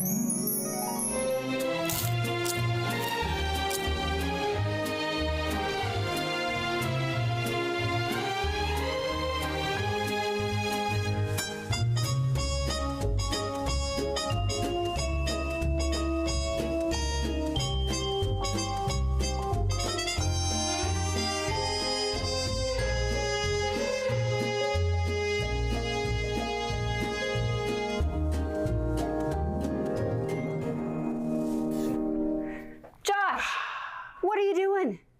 Deep heel cup. They're for your shoes. My shoes, you say? Orange insoles come with a deep heel cup and arch support to provide everything you need to keep up with your everyday activities. Orange insoles are great if you work on your feet all day, simply taking on the world. Orange insoles will help you feel better and do more, guaranteed. Get your orange insoles today and step into a world of comfort. OrangeInsoles.com. Now, Greg, have you ever been in a band? I was in a band. I played one song in the high school band. Yeah? What was that? It was a Spyro Gyro tune called Catching the Sun. It's a good story right there. Is that the Hey, everybody, storm into your boss's office right now. Tell him what this company needs is a trampoline.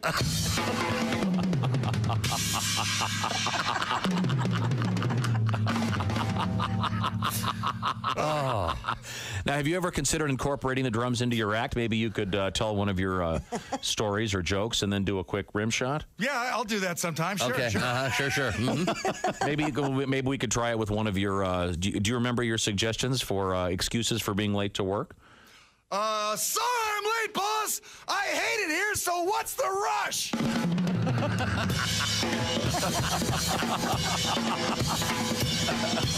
That's kind of a long rim shot. Yeah, well, the rim shot was longer than the joke. I think. like my joke so much, I don't do a rim shot. I do a whole solo.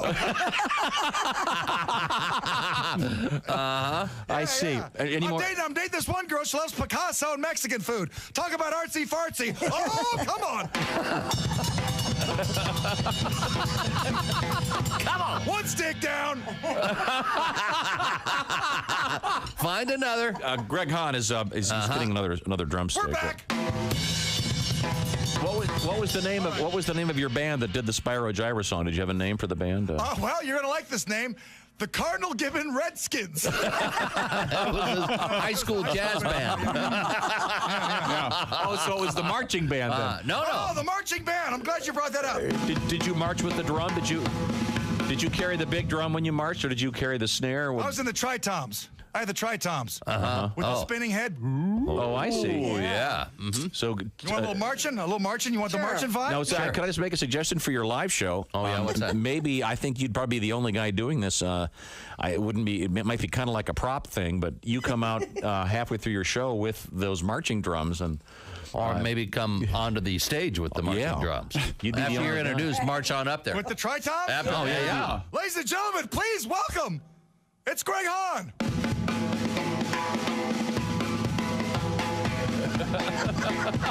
The crowd's going wild. I can hear them.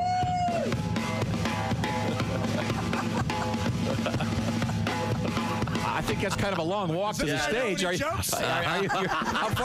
far is it from the side of the stage to the mic? It's a big club, Tom. I'm playing an arena, 80,000 seats. He's coming from the back. You're going to need some new material. Yeah. Ouch. No, I mean, it's 80,000 people. Yeah. But we have to take a break. Oh, look at that. Okay. Greg Hahn on the drums, ladies and gentlemen. Thanks so much. I want to hear some more. Well, can we come back with more? Is there more? Sure, I can play the drums all day. I'll take a solo from now until we close the show. All right. When you become a Bob and Tom VIP member, you get more and less. Wait, what? Which one is it? More or less? It's both. VIP members get more stuff to hear and less commercials to not hear. So Bob and Tom VIP is a good deal?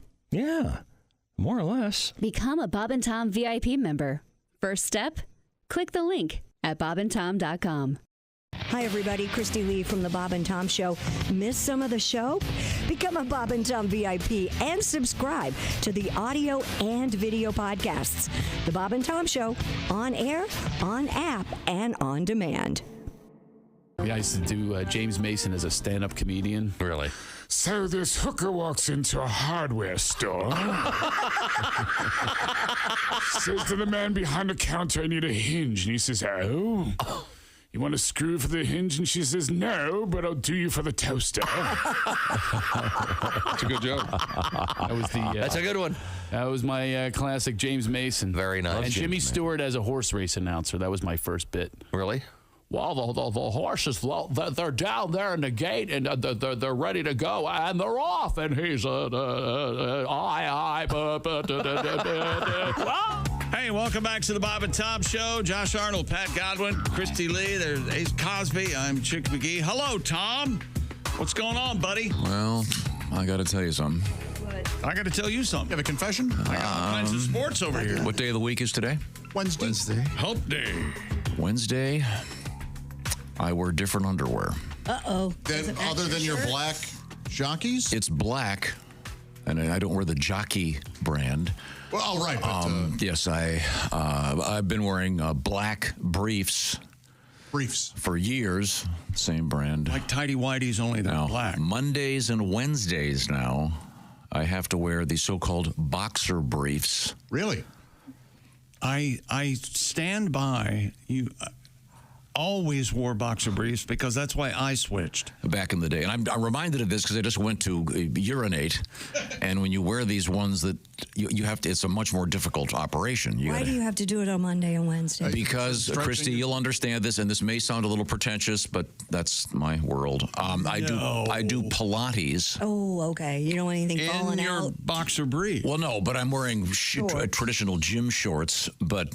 So they act more like compression shorts then, when you... Well, that it prevents. Yes, precisely. Right, there was an incident. For those of you that are familiar with Pilates, there's this machine called a reformer. Right. And there was an incident.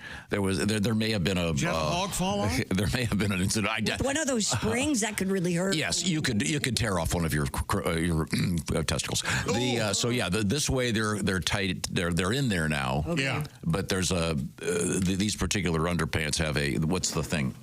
I have a pouch in mine. They come down to here. Sure. Oh, yeah, sure. Yeah, you have a pouch in yours? Yes, but my pouch is this is the brand I've been wearing for years. Mm-hmm. The pouch is on the wrong side. What do you mean it's on the wrong side? What? Side? It's in the back? If you crap yourself, there's a basket. Okay, I misspoke. I'm really confused. Why isn't it in the middle? No, it's just turn them around. No, it's not in the back. Are you wearing them inside out? No.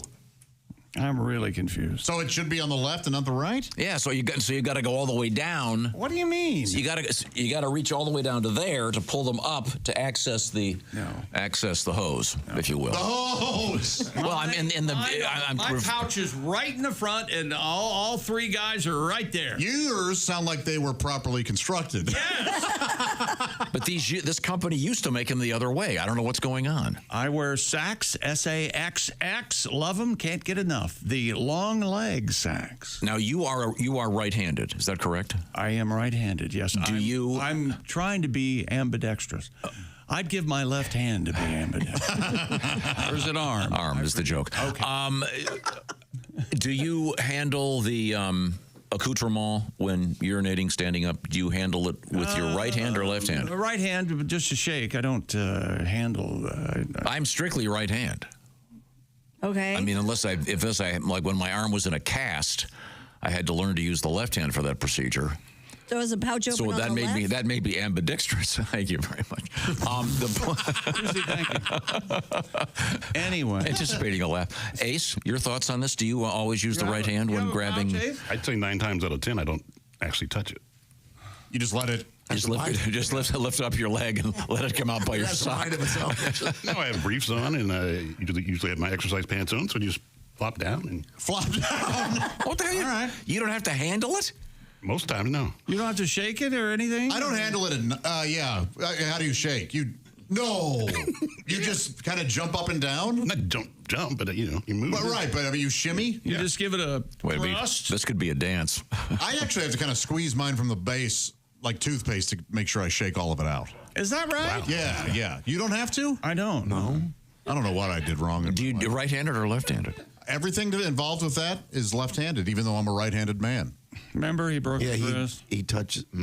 Yeah. Wow. That's interesting. Pat, right-handed? Right-handed, of course. Yeah, I mean, Now, at night, I don't touch it when I pee because my hands are usually up against the wall, and I just sort of lean at an angle. Trying desperately is that because to wake up too much. Is that the angle? Is that required due to a certain tumescence? Angle of the dangle? That the dream state is in. No. If that's the case, I just go in the sink. Well, Tom, we sleep naked, so There's no pulling. There's just leaning. No, I don't sleep naked. I sleep in shorts. Okay. Yeah, I do too. That's the way to go. In any event, this is a new challenge for me. All right. So your pouch on my traditional underwear, which were briefs. I think I know what he said. It has the slot so that you can access it from the right. So you know how the slot in the front of underwear opens. It's either on the right or the left. So like the outer part. I see what you're saying. He's saying that this is switched. Gotcha. You actually use the slot in your underwear? You just don't pull your underwear down? When I don't pull it. Oh, do you think I'm a little 4-year-old? Don't you just pull it? I don't take my pants off. Yeah, you pull them down. No, I wear boxers, but I just go through the slit. You also use the slit. I do. Really? Yes. Now, there was a brand that used to have a horizontal slit. Okay. That was really good for quick access. Munsingwear. And then, now for these guys, for the briefs, you just go all the way down and up and around. But I'm just trying to say, if I was a little bit late for the break because of this new underwear, I'm not used to it yet. By the way, I showed it to Kelly. Oh, what'd she think? Talk about unimpressed. I thought she would be, hey, look at this. I'm switching because I never change anything in my life. I said, look at this. I've been wearing the same underpants for like 15 years. Look at this. I got a new kind. Right. Well, you should have said something, cool. Like, hey, baby, you want any of this before I put it away? One of those. That would have resulted in a trip upstairs. Oh, right. Really? No, so I can sleep by myself in the spare room. I thought you meant a trip. No, not at all. Try this next time. Now, honey, you know what I'm serving for dinner? Yes. Tube steak smothered in underwear. That's a good one. Yeah. With a side of sprouts. Has that ever worked for anyone that wasn't dating a functioning alcoholic? Do you unbutton your jeans? See, you're going to say that you use your fly. You cut out your fly, don't you? I don't. So you unbutton everything? I do, unbutton everything. I think that's probably the way. I mean, I guarantee you. Even when I'm at the urinal, my pants will still stay up, but I don't come out. You unbutton your trousers? Yes, and I open the zipper, and there it is. How do you get away with it? Because I don't have an ass, and so if I were to do that, my pants would slide right down. I kind of hold it up with my offhand. Mm-hmm. Okay. It really doesn't need to be held up. I got you. I'm sorry, Christy. I guess this doesn't apply to you in any way. No, Does your dainty lady wear they don't have slits in them, do they? No, I wear the same. I have 14 pairs of underwear. Well, there's a slit 7 black, 7 beige, and they're all the same. 14, definitely 14. Yes, 14. definitely. Do you think there's a woman out there, Tom, that when she sits to pee, she just goes through her fly? See, that makes the same thing. I certainly hope not. Sense. Do you tuck it to the side? Would that work? I will say, and it took me until I was probably 50 to realize that when you have a one-piece bathing suit on, you don't have to take the whole thing off. All you have to do is pull it over to one side. This is strictly for number one, though. I don't want to get a letter. I don't want to get the letter. Dear Tom, I took Christy's advice. Of course, it's just for I crapped on my suit.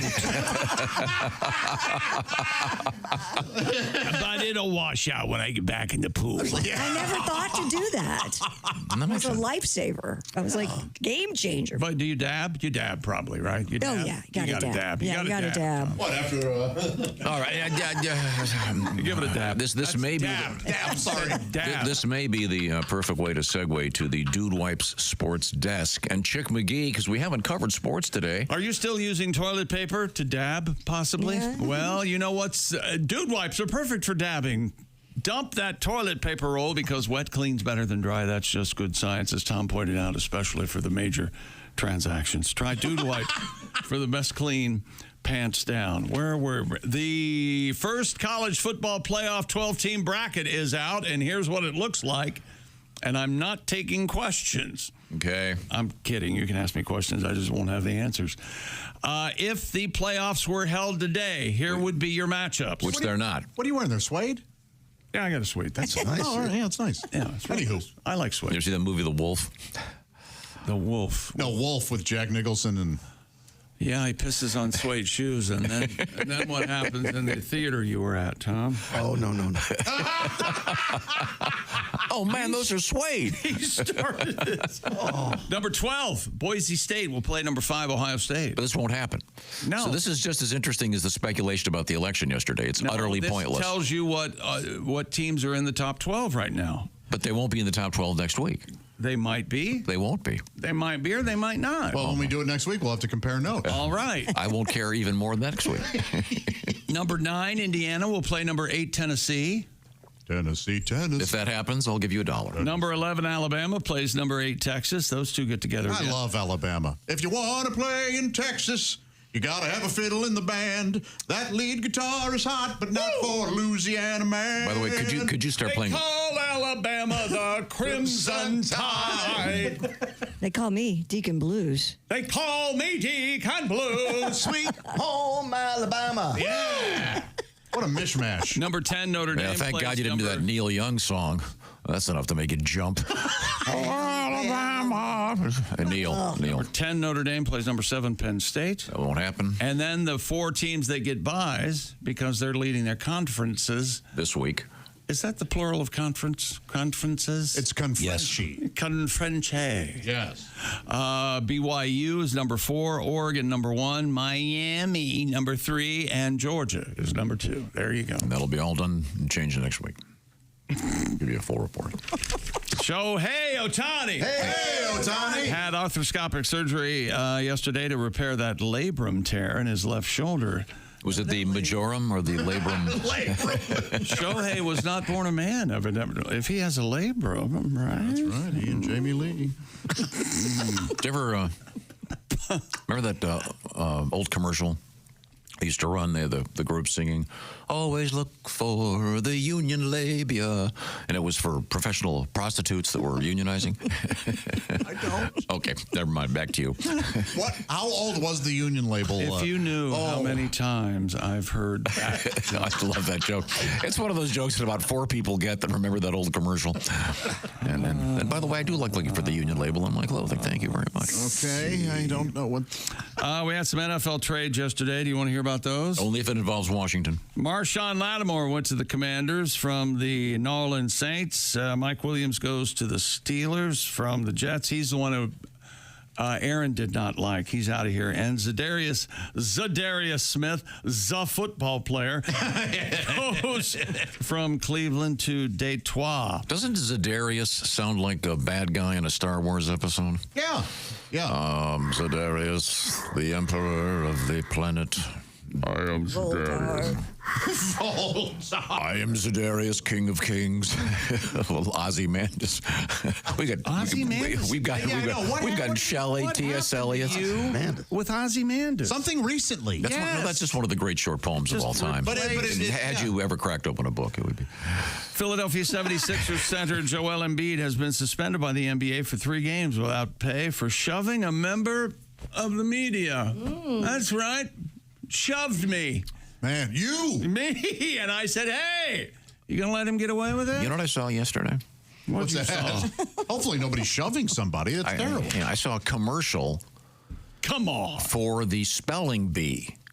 Like upcoming television. On ESPN? Yeah, encouraging kids to participate in the spelling bee, which, as you know, I don't appreciate. Too? Yes. But it dawned on me, maybe to make this more interesting, instead of having the kids spell ridiculous words that no one ever uses, why not have them spell the names of professional athletes? Now you're talking. Who was the one? What were the last 2 names of athletes you read? I couldn't spell either one of them. Well, even Shohei Ohtani. Yeah, Shohei Ohtani. Exactly. Well, Zadarius, and what was the one you just did? Zadarius Smith. Prior to that, there was another one that was a beautiful name, but very unusual. Mike Williams. That's the one. Now, Marshawn Lattimore. That one. There you go. Marshawn. Is that Marshaun?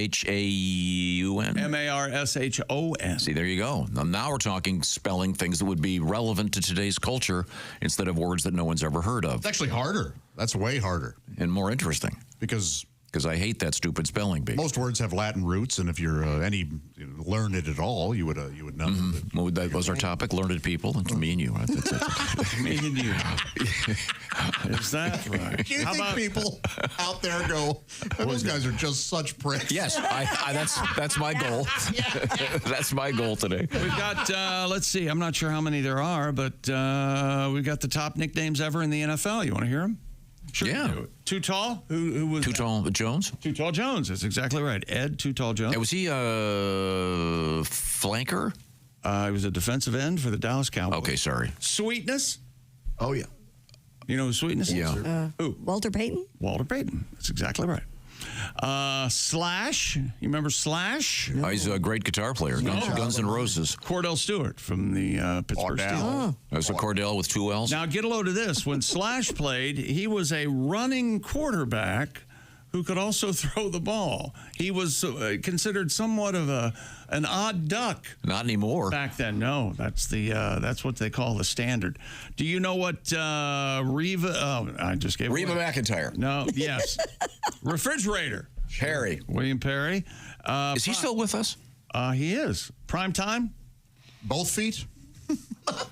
What? Oh, refrigerator? Oh, jeez. Oh, he's thinking. I don't know about Deion Sanders.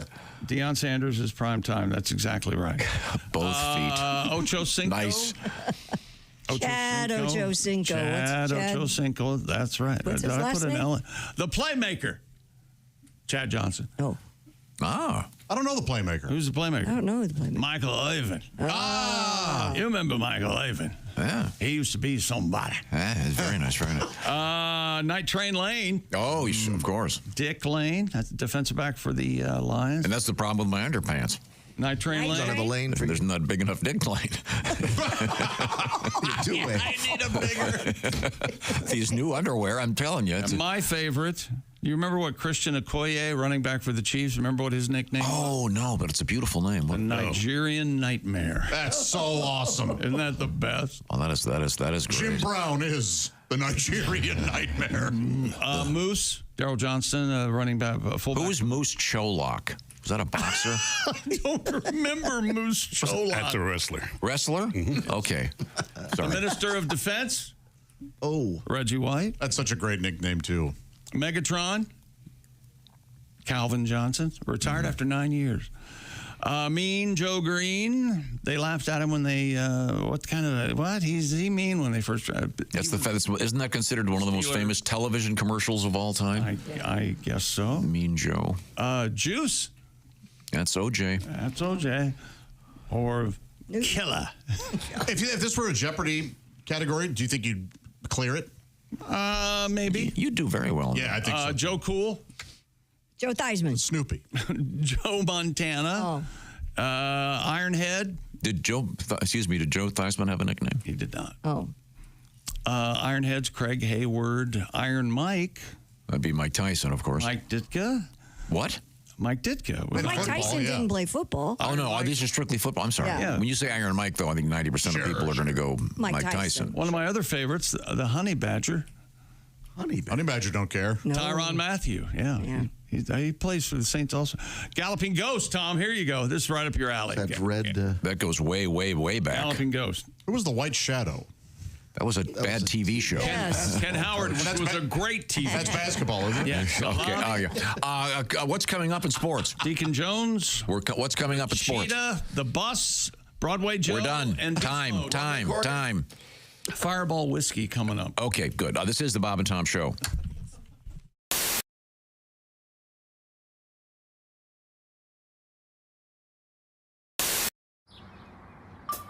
Is that Chick McGee? Why, it sure is. Chick McGee, who knows that an annuity from the folks at Silac Insurance Company means a retirement check in his mailbox every month. Chick works on perfecting his mailbox opening technique. Easy, Mr. McGee. Don't blow that elbow out. Chick isn't quite retired yet. He's just practicing for it. Because one day, Mailbox McGee will be taking his retirement the easy way. SILACINS.com. Silac Insurance Company. Dear Allie, I just started working at a restaurant and the manager is super hot and was so nice to me. He asked me on a date and we've now gone on 3. and I just found out his last 3 girlfriends have also been waitresses. Yeah, of course. Yes. Yeah, of course. Now I feel really stupid, but I do really like him. I think I might be different. What do you guys think? Hey, don't laugh at this girl. No. I know you're different. I know why you're laughing because we've all. I've been and there. you've been there. All Yes. been there. Yes. Yeah. I'm different. Yeah. We all have. Yes, exactly. This couldn't be more. What do they call that? Central casting. Yeah, I mean, this is most restaurant managers pull this. Yeah, you're not different, and as soon as the next hot waitress is, but there's no reason for you to feel stupid. There really isn't. Yeah, you can keep having fun, right? Sure. Right? Like, And the reason this happens is economic. And it's because if you've ever been in this business, you know that the managers all end up quitting and becoming waiters because they make more money. They watch every night. The waiters and waitresses walk home with all the cash. In the meantime, they're bossing everybody around and not getting all the tips. You see, so this is their perks in other ways. They take their perks in other ways. Thank you. It starts with an which is tax deductible, but yeah. Oh yeah. Who knows? Maybe this is the one. But I hey, didn't know there was a kitty tax. I mean, I hate to agree with Alsman, but maybe just have some fun. Yeah. Don't feel stupid. Don't take it seriously though. Enjoy it, but don't get involved. I got a couple suggestions. Wear half the uniform some night when you get back to I his bet place. someone's already tried that though. If he's dated a bunch of waitresses, that's been done. I would imagine. Maybe the uniform from their competition. Oh. I'm a bad girl. Yeah. I'm a bad Applebee's girl. I work at Chili. It's me to come work for you. Make sure you request the best shifts, though. I mean, you might as well milk it. That's another good point. And that's how you know that how he's going to start to ghost you. Right. You know, what do you mean I'm working Thursday lunches? That sucks. Yeah. Okay. Hey, we've nailed it. That's probably the best we've ever had. Sexual politics of restaurants is fascinating. Yeah. And it's always that way. Yes. Lots of drama. Who else have you met with this voice that anybody else? I've met everybody I do except for Denzel Washington. He's the one I haven't met. Is anyone upset by your imitation? Yes. Yes. Oh, thanks for bringing it up. Yes, Kanye had a lot to say. But really? He's usually so no, right? I'm like, well, can you really count that as him being mad? That was just him being Kanye. Yeah, that's dope. Shannon Sharp hates my impression of him. He cannot stand it. I'm guessing because it's accurate. You know, that's what I believe. I thought it was spot on. I thought it was amazing. And you know, the fact that Thanon doesn't like it is just offensive to me. But you know, some people, I hear you. Some people just, skip. Some people just don't like mirrors, Skip. But when you see the mirror, you say to yourself, do I really sound like that? And I'm gonna be right there on the other side saying, yes, you do. Shannon hates it, man. It's everybody else. I haven't. And Ben Carson had a little bit to say, but you know, he ain't popping. So whatever. You know what I mean, he can say whatever. I pretty much it was a character pretty much. He was sleepy. Wasn't even an impression. I did these little cat hands. You know, the hands with the hands like this, and I would turn my face, and so many people would ask me, they'd come to my shows, can we do the Ben Carson pose? I was like, this is actually a thing. Yeah. I didn't think it was a thing, but so there's people sending me pictures posing like this. Even somebody sent me a picture of their cat doing it. Their cat. There was a picture of a baby. He was doing it. I was like, I did not know that this obscure impression had so much premise over you all. I did not know that. Now, what is he like? Secretary of something? He may be retiring. He's Secretary of Housing. We don't gotta. Yeah. You know, let's get past him. We just want him to have something really high profile so you can bring it back. Oh, I wish, man. You know, he just needs to go fill out an application and work at Arby's. I want to parody that. Do you have a philosophy on doing impressions of people who are no longer with us? Do I? I mean, you're okay can you with do Taft? You mean William Taft? William Howard Taft. No, but my FDR is pretty dope. My Franklin Delano Roosevelt, I definitely sit down for that. I don't do Teddy Roosevelt, but I do FDR. He has a back of a chocolate eclair. That's one of his famous quotes. Jay Farrow is our guest.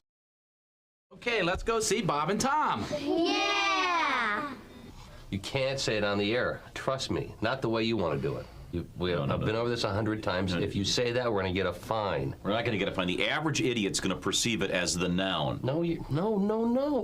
We can't do that. You can't say that on the air.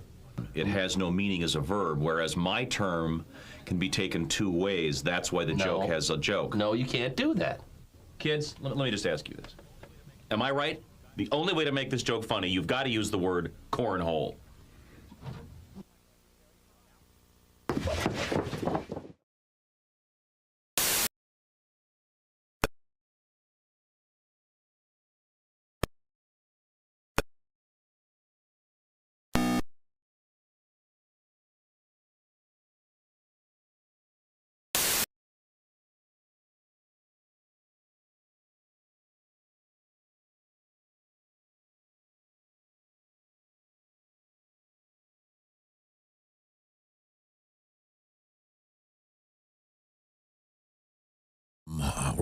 I think we're going to rename Monster Cash something with a Thanksgiving theme. What do you want to call it, Christy?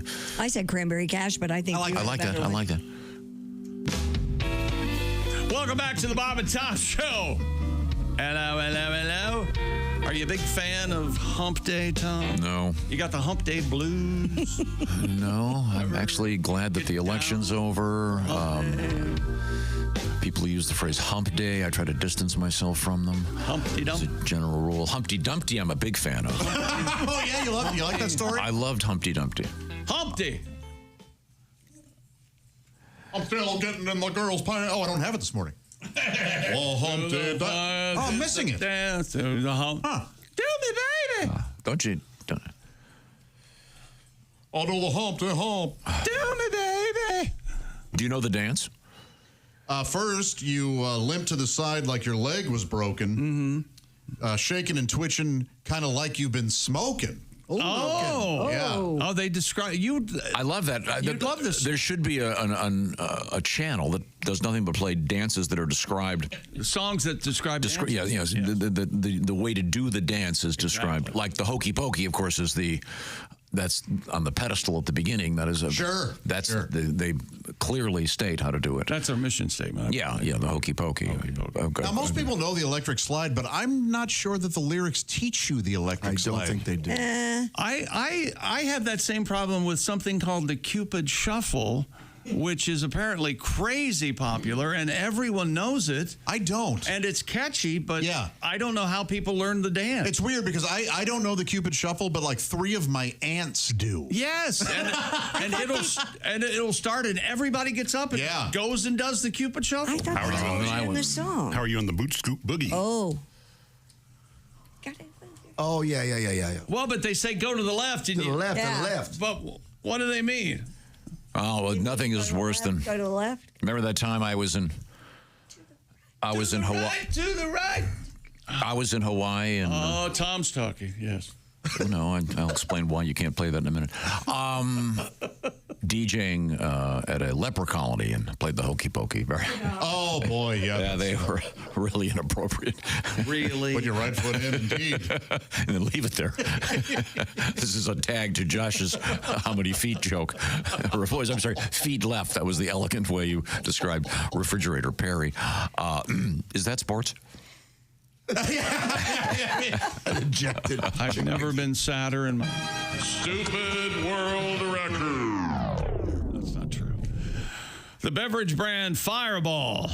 Woo! Crazy popular. They plan to make whiskey for football fans, made from the tears of their biggest rivals. Oh wow! I am skeptical. Of course. Oh, that wasn't a joke of yours? No. What? This is a real thing. It's called Cryerball from Fireball. The limited edition offering intends to capture the soul of rivalries, also known as the Tears of Losers, at this season's biggest games. Fireball said its tier collectors will be stationed at the most anticipated pro and college games, the big rivalry games, and capture tier donations from distraught fans. This is not. This is. They say the tears then will be sterilized and distilled to create Crier Ball. All right. Which will be prepared for the next football season. And rivalry games this year where they're going to be collecting tears and then using them next year for Crier Ball. And this is legal. Coming up, this past weekend, they were in Athens, Georgia, between Florida and Georgia. Is that the world's largest cocktail party? I think it might be. Coming up this weekend, the Eagles and the Cowboys get together at Jerry World. So let me get this straight then. So if your team loses, there'll be a booth you walk over to and you cry, and then I don't know if it's that or if they identify you as a Cowboy fan and they'll come up to you and collect your tears. I don't know. But I'd be concerned that it was just tears. Oh, I mean, something else. Yeah, you wouldn't want to. You pee in it for your rival to drink. That'd be more vengeful. Not just pee though, right? Whatever. Yeah. This that fire. I have a question. Isn't alcohol popular enough that it doesn't need a gimmick? Pretty much. This is a good event marketing move for Fireball. Absolutely. They're going to have a big booth, and Then you'll have the Packers and the Bears, and then the Ravens and the Steelers, Auburn and Alabama, the Iron Bowl, and then simply called The Game, Michigan and Ohio State coming up November 30th. But yeah, for the most part, alcohol sells itself. Do people get emotional walking out of? Can't tears that at all. I can't either, and I don't know how they're going to do this. I think this is just a fun, silly way to get people to their booth. Maybe they should go to certain radio networks today as people are exiting about the election. Yeah, because why don't you go to MSNBC?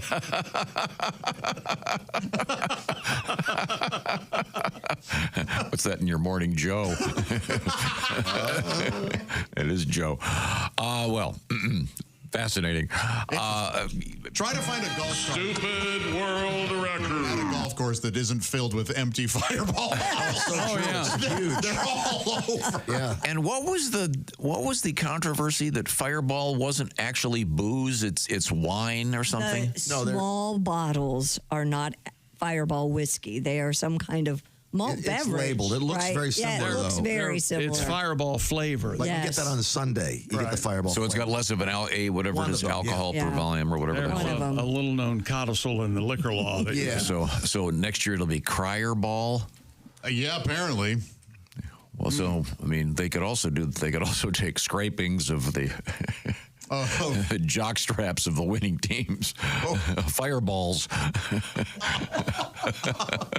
Now you you'd get the bros would do that. All those bro dudes. Sure. All right, this has got ball scrapings from my man. Ball scrapings. I'm drinking it. Amondor. Who wants some? More sports coming up. Coming up, comedian Emo Phillips, comedian Tim Cavanagh. This is the Bob and Tom Show.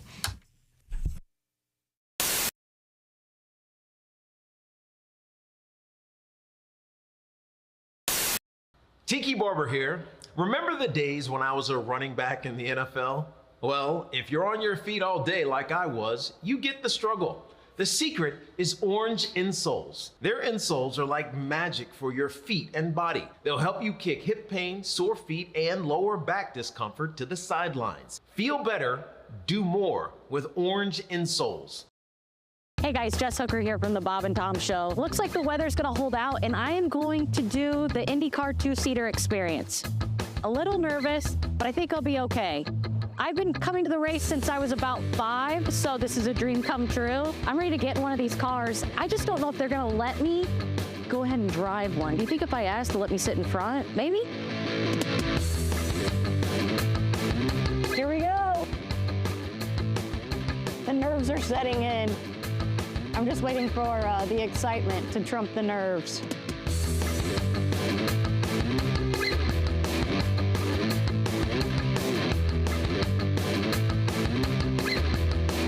All right. Down and forward. Got it. Forward. Keep going. All the way down. Oh, geez. Yeah, we're in here. You don't have to hold on to anything. The people will hold on to you. Mentally, it feels like maybe there should be a handle somewhere. Maybe like one of those Fisher-Price car wheels. That'd be cool. Steering wheel. I thought about putting a horn in there so you can honk at the driver, make it faster or whatever. What's your name? Jeremy. Okay, hi, Jeremy. Just like to know who's making me safe. I'm not sure if it's sweat from nerves. I probably should have emptied my bladder. There's a lot of things going through my head right now. I love my family. Holy hell, it's running, guys. This ain't no game.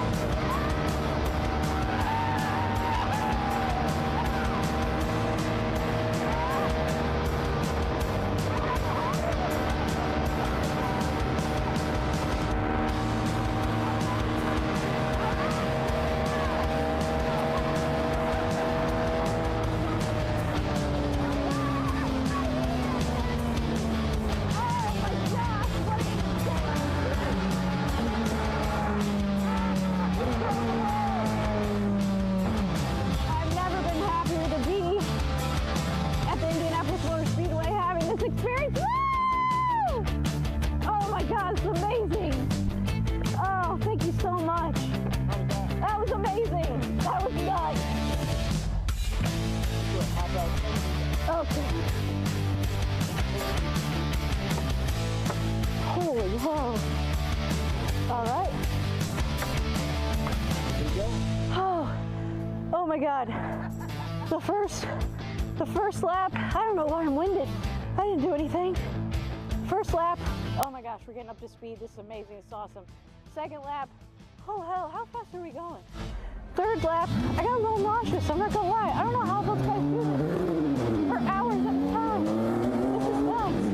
But I feel like the luckiest girl in the world. I can't believe that I'm here, that I was on the track, that I got to do this today. This is just like a dream come true for anybody who loves IndyCar, but especially a girl that's been raised here in Indianapolis. She comes out here every year, my entire life since I was 4 years old. I'm still in shock. But you cross over those bricks and you see the pagoda coming out of turn 4, and I don't know what I could compare it to. Holy hell, dude. Beautiful.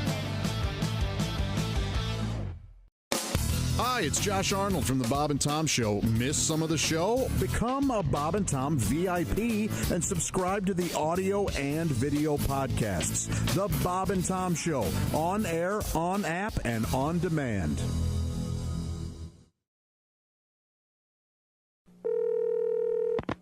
Hello? Hey, it's Tiger. Oh, hey, Tiger. What's going on, man? I need you to do me a huge favor. Yeah, sure thing, man. What do you need? Can you please take your name off your phone? My wife went through my phone and maybe call her. What? Oh. If you can, please take your name off that. Are you me? She knows about us? Oh, man, this is bad. This is really bad. Just have it as a number. Oh, boy. She hasn't seen the photos yet. Tiger, you still love me, right? Okay, you gotta do this for me. Please tell me you still love me. Tiger?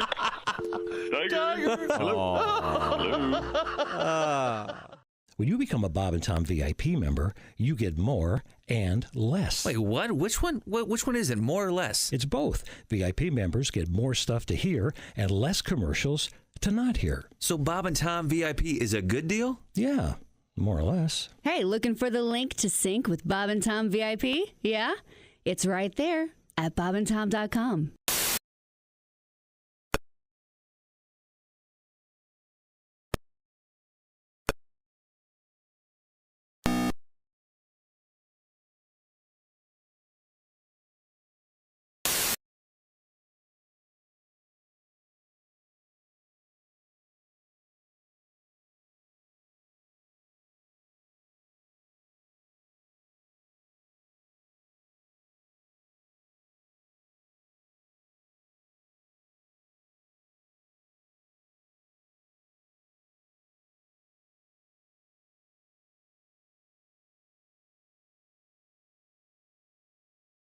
Phillips and Tim Cavanagh, they're going to be joining us in the studio in a matter of seconds. Ladies and gentlemen, it's so exciting.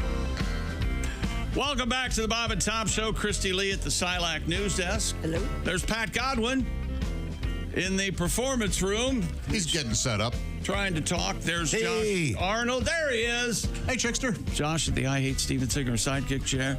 I'm Chick McGee at the Dude Wipes sports desk. Tom, we have special guests. We do indeed. Joining us in the studio, comedians Emo Phillips and Tim Cavanagh. Gents, Hello. it's good to see you.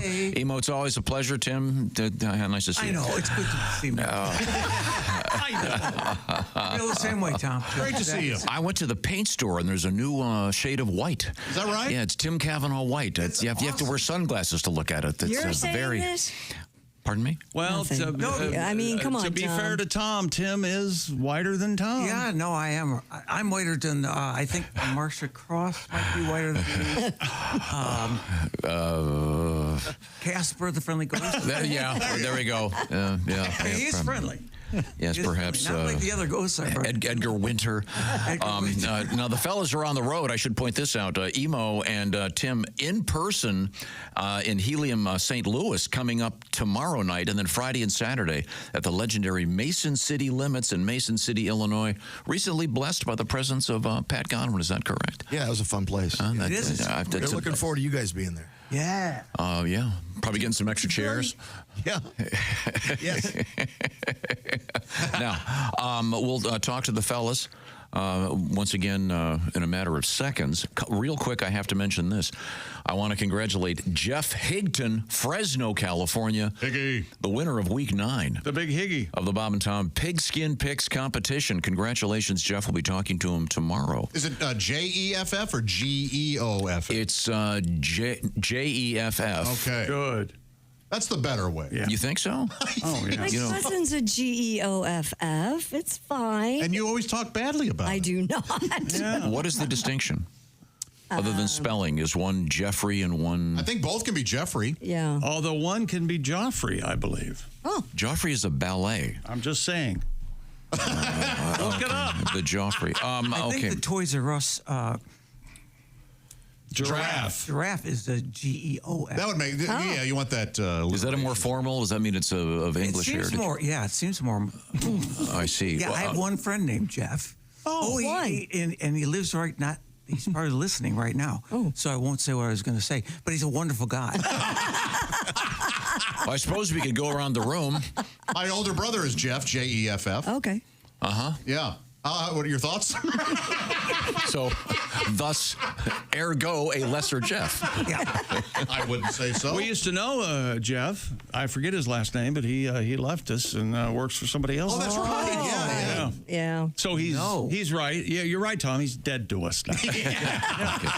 How many people have a friend named Emo? Only we the all one. do, because There's just one. He's right there. Yeah. The legend himself, Emo Phillips. Hi, Emo. 6 people. Yeah, we're all friends. It's good to see you again, Emo. Hey, we're all friends here. Yeah. And Emo, when you go to get a haircut, do you bring a picture of yourself and say, this is the look I'm going for? Because it's kind of, it's your thing. Right there. You just point to it and go shorter? I just point. I just have them extrapolate.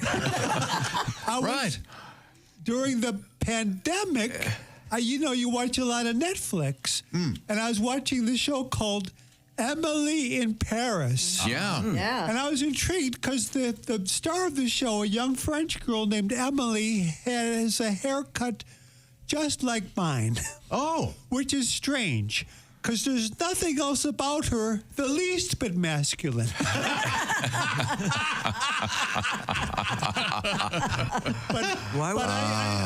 I had to stop watching the show because Paris was where my wife and I had our final fight. Oh no. We were in a hotel room one afternoon, and she was in desperate need of a beauty parlor. Oh. But how do you tell somebody something like that? Not with a limerick. never marry a woman just because she's from Nantucket. Ladies and gentlemen, Emo Phillips. The economy of words. That's it. The poetry of jokedom. Oh, that's great. Just wanted to get that out. Now, obscure trivia fact. Oh, yeah? That Christy Lee will know. What? The TV show Emily in Paris, Yes. how does that relate to the world of rock and roll? Because Phil Collins' daughter stars as Emily on Emily in Paris. Oh, is that right? Yeah, the great... I worked with Phil Collins on an episode of Miami Vice. Oh, really? Back in 84. Oh. Oh, Yeah. cool. Wow. Yeah, he played a crooked game show host, and I was in Cahoots. Which is a suburb of Miami.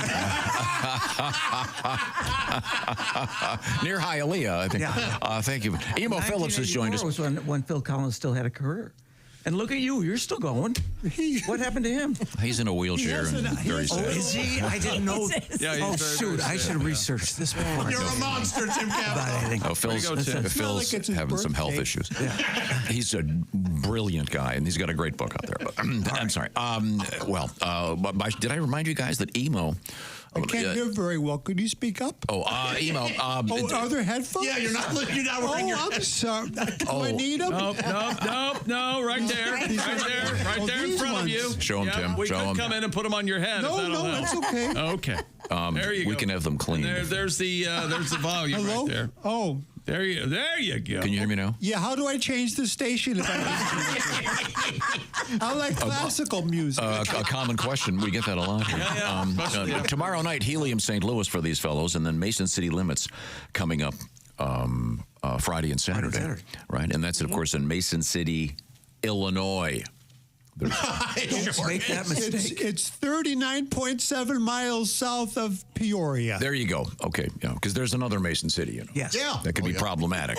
280 miles, Mason City, Iowa. I've been there. Well, I bring this up because we recently did a show in West Virginia, in Charleston.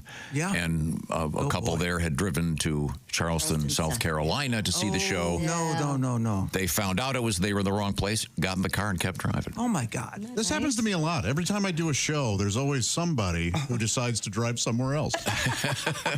And with Randall McNally sponsoring your tours. In the middle of the show, or they just get up? They go, we clearly came to the wrong place. Now, before we get back to Emo and Tim. Tom? Yes, sir. One question. I'm looking at this console for the stereo headphones. Check. The cough button doesn't work. I don't hear anything. Well, Emo, I'm glad you don't have the dump button, which I have over here. Now, we have to polish off our sports broadcast. Did you have one more thing? A couple more. Stupid world record. A giant rooster-shaped hotel in the Philippines has broken the Guinness World Record for the largest building in the shape of a chicken. It's not the only building in the shape of a chicken. And I thought this was going to be like one of those chicken statues that's 2 or 3 stories. Sure. This it is truly gigantic. Wow. I think we have there's a picture of it. Oh, my goodness. It's massive. Yeah. Okay, hang on a second. That's gorgeous. Now, I do have a check. I'm sure you're about to tell us. It doesn't look from these photos like you can get into the chicken, though. Yeah. I don't know the answer to that. The Camp Puestahan Highland Resort earned the record title with its hotel measuring 114 feet 7 inches in height, 39 feet 9 inches wide, 92 feet 5 inches in length. The rooster-shaped building features 15 rooms within. Wow. While the resort offers a large restaurant, a cafe, 3 swimming holes, and a massive wave pool. All right. The problem is all the guests wake up at sunset. I'm surprised. I screwed it up. Let's do it again. What's the problem with it? Yeah, of course. What's the problem with that? The problem with the rooster-shaped hotel is I forgot what punchline is. Oh, yes. All the guests are forced to wake up at the crack of dawn. There we go. You got it right there. Ricardo Cano Guapotan, the mastermind behind the project, said, "We have a game fowl industry that employs millions of people in the Philippines. If you look at a rooster, it looks calm and commanding. imposing and strong, which reflects the attitude of our people. Okay. Very nice. It goes very deep, Tom. Wow. Very, very deep. What if they have one of those omelet stations? I would. Or would that be a kind of offensive? I think I would write the Better Business Bureau. Which came first? I think the chicken came first and then the omelet station. That would be my guess. I'm not sure. Yeah, when you drive in, do they have an egg-shaped building? When you drive in, which comes first to answer that the question? Thank you, Tim. It's kind of cool looking. And now, Tim, are we going to get a song out of you, or is that Godwin's guitar? Oh, you know what? I do. Well, in a minute, we that is his It's guitar. my guitar, yeah. Okay. No, well, Pat won't let me touch his. Guitar. Oh. I mean, Ask anything else. nicely, he'll let you touch anything else. Yeah, no, Pat is a very, very welcoming man. Thank you very much. Now, I announced our winner, Jeff Higton, from this week from Fresno, California. What did he win, Tom? He won a $500 gift certificate from Steven Singer Jewelers. Speaking of Mr. Singer. Yes. Steven Singer Jewelers. Everyone loves Steven Singer, even though you'll find him at IHateStevenSinger.com. He's famous for those diamond stud earrings, and he's, of course, famous for all kinds of real, natural, earth-born diamonds, including the famous Anita diamond stud earrings starting at just $298. And, of course, Steven Singer famous for the upgrade. If you bought a pair last year, you want to go a little bit up, you get the full value of the pair you bought last year. It's real simple. And, of course, he's also famous for that 100% money-back guarantee, a full 100 days if you change your mind. And, of course, free shipping, both directions. That's right, free shipping from Steven Singer. Go to IHateStevenSinger.com. Click on the Anita Diamond Stud Earrings, or visit Steven's showroom at the corner of 8th and Walnut in Philly while you're there and find out what's going on. Buy real diamonds from a real jeweler you can trust. Steven Singer Jewelers. Steven's a dog guy, of course. I always like to mention that. I need a watch, and I need a necklace, and I need diamond. You need diamonds. That's IHateStevenSinger.com. And by the way, congratulations once again, Jeff Higton from Fresno, California. We'll be talking to him tomorrow for the Shoe-In of the Week. When we come back, we're going to have dueling comedians with Emo Phillips and Tim Cavanagh, and perhaps a song from Tim. And one of us will be dead when it's over. Like just any duel. Okay. Oh, that's fine. I'm certainly looking forward to that. This is the Bob and Tom Show.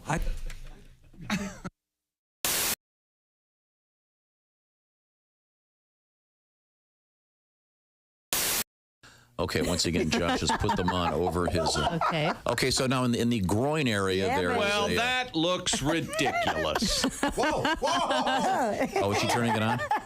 Sit back down. Now, You know, this is why we have HD cameras. Sadie has the remote control. Mm-hmm. And what is it? You have it caught in a crack? What's going on back there? Okay. You okay? Okay, so are you prepared? Now, Sadie, explain to me how the remote works. Okay, so up to 20 feet away, which makes it really fun for a Valentine's Day date, out to dinner with your lover, sure. a little private. There's 3 different modes. There's manual mode where I can just press a button and it will vibrate. All right, there we go. There's ambient mode where you can hold it up to a speaker and it'll pick up the bass from music. Is that? Or you can whisper sweet nothings into the mic like this. Oh, my God. Can you? Oh. Oh, so Hey, as she talks, it's vibrating? Hey there, big That's pretty boy. good. So she could be in the next room on a phone.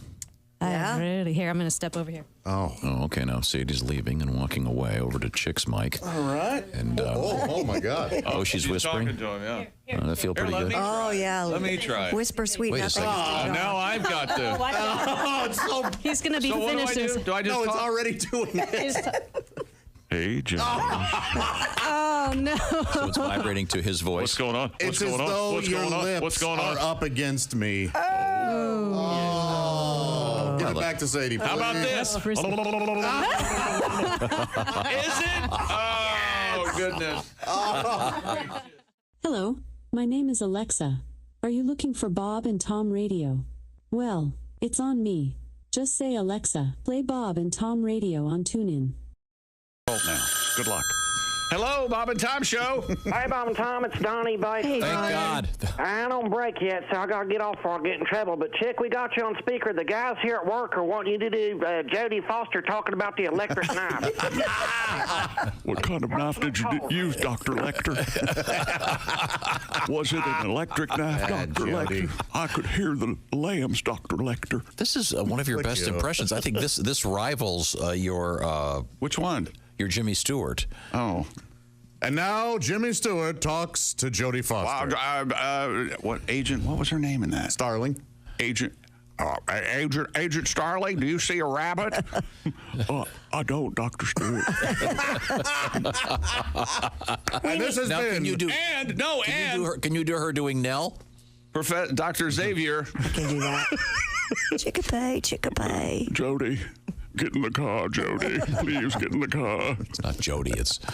Oh, yeah. No. See, that's why I couldn't be an actor in a movie. I'd call them by their real names. Clarice. Cut! Oh, Clarice, will you change my diaper? Oh, God. Made a boom boom. When you become a Bob and Tom VIP member, you get more and less. Wait, what? Which one is it? More or less? It's both. VIP members get more stuff to hear and less commercials not to hear. So Bob and Tom VIP is a good deal? Yeah, more or less. So how about giving Bob and Tom VIP a try? Get the link at bobandtom.com. Miami, Cincinnati, Boston. I mean, it's... I got you. But no Houston? No Houston. Not according to this. Hello there, Houston. Hello there, Houston. Whatever. But he wants me to stop this. Don't do that. That's irritating. Don't ever make that noise again. I can't make Houston hello there noise. If you make that noise. No, yeah. Stop slide whistling. People can't hear Houston and hello there. Hatbox.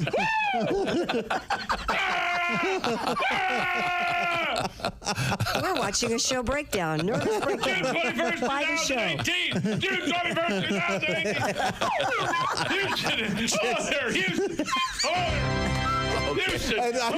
I wish we did all of a team of men in white scrubs come in and drag you off while you're just Houston. Hello there. We're going viral. Tighten up. Breaking away. Yeah, and then they inject you. They inject you with something. 1936. Beatles. Ed Sullivan. John Kennedy. As they inject you, it's Houston. Houston. Hello there. Houston. Happy summer solstice, everyone. Longest day of the year. Oh, my stomach hurts. Hi, this is Pat Godwin from the Bob and Tom Show. Miss some of the show? You don't want to do that. Become a Bob and Tom VIP and subscribe to the audio and video podcasts. The Bob and Tom Show, on air, on app, and on demand.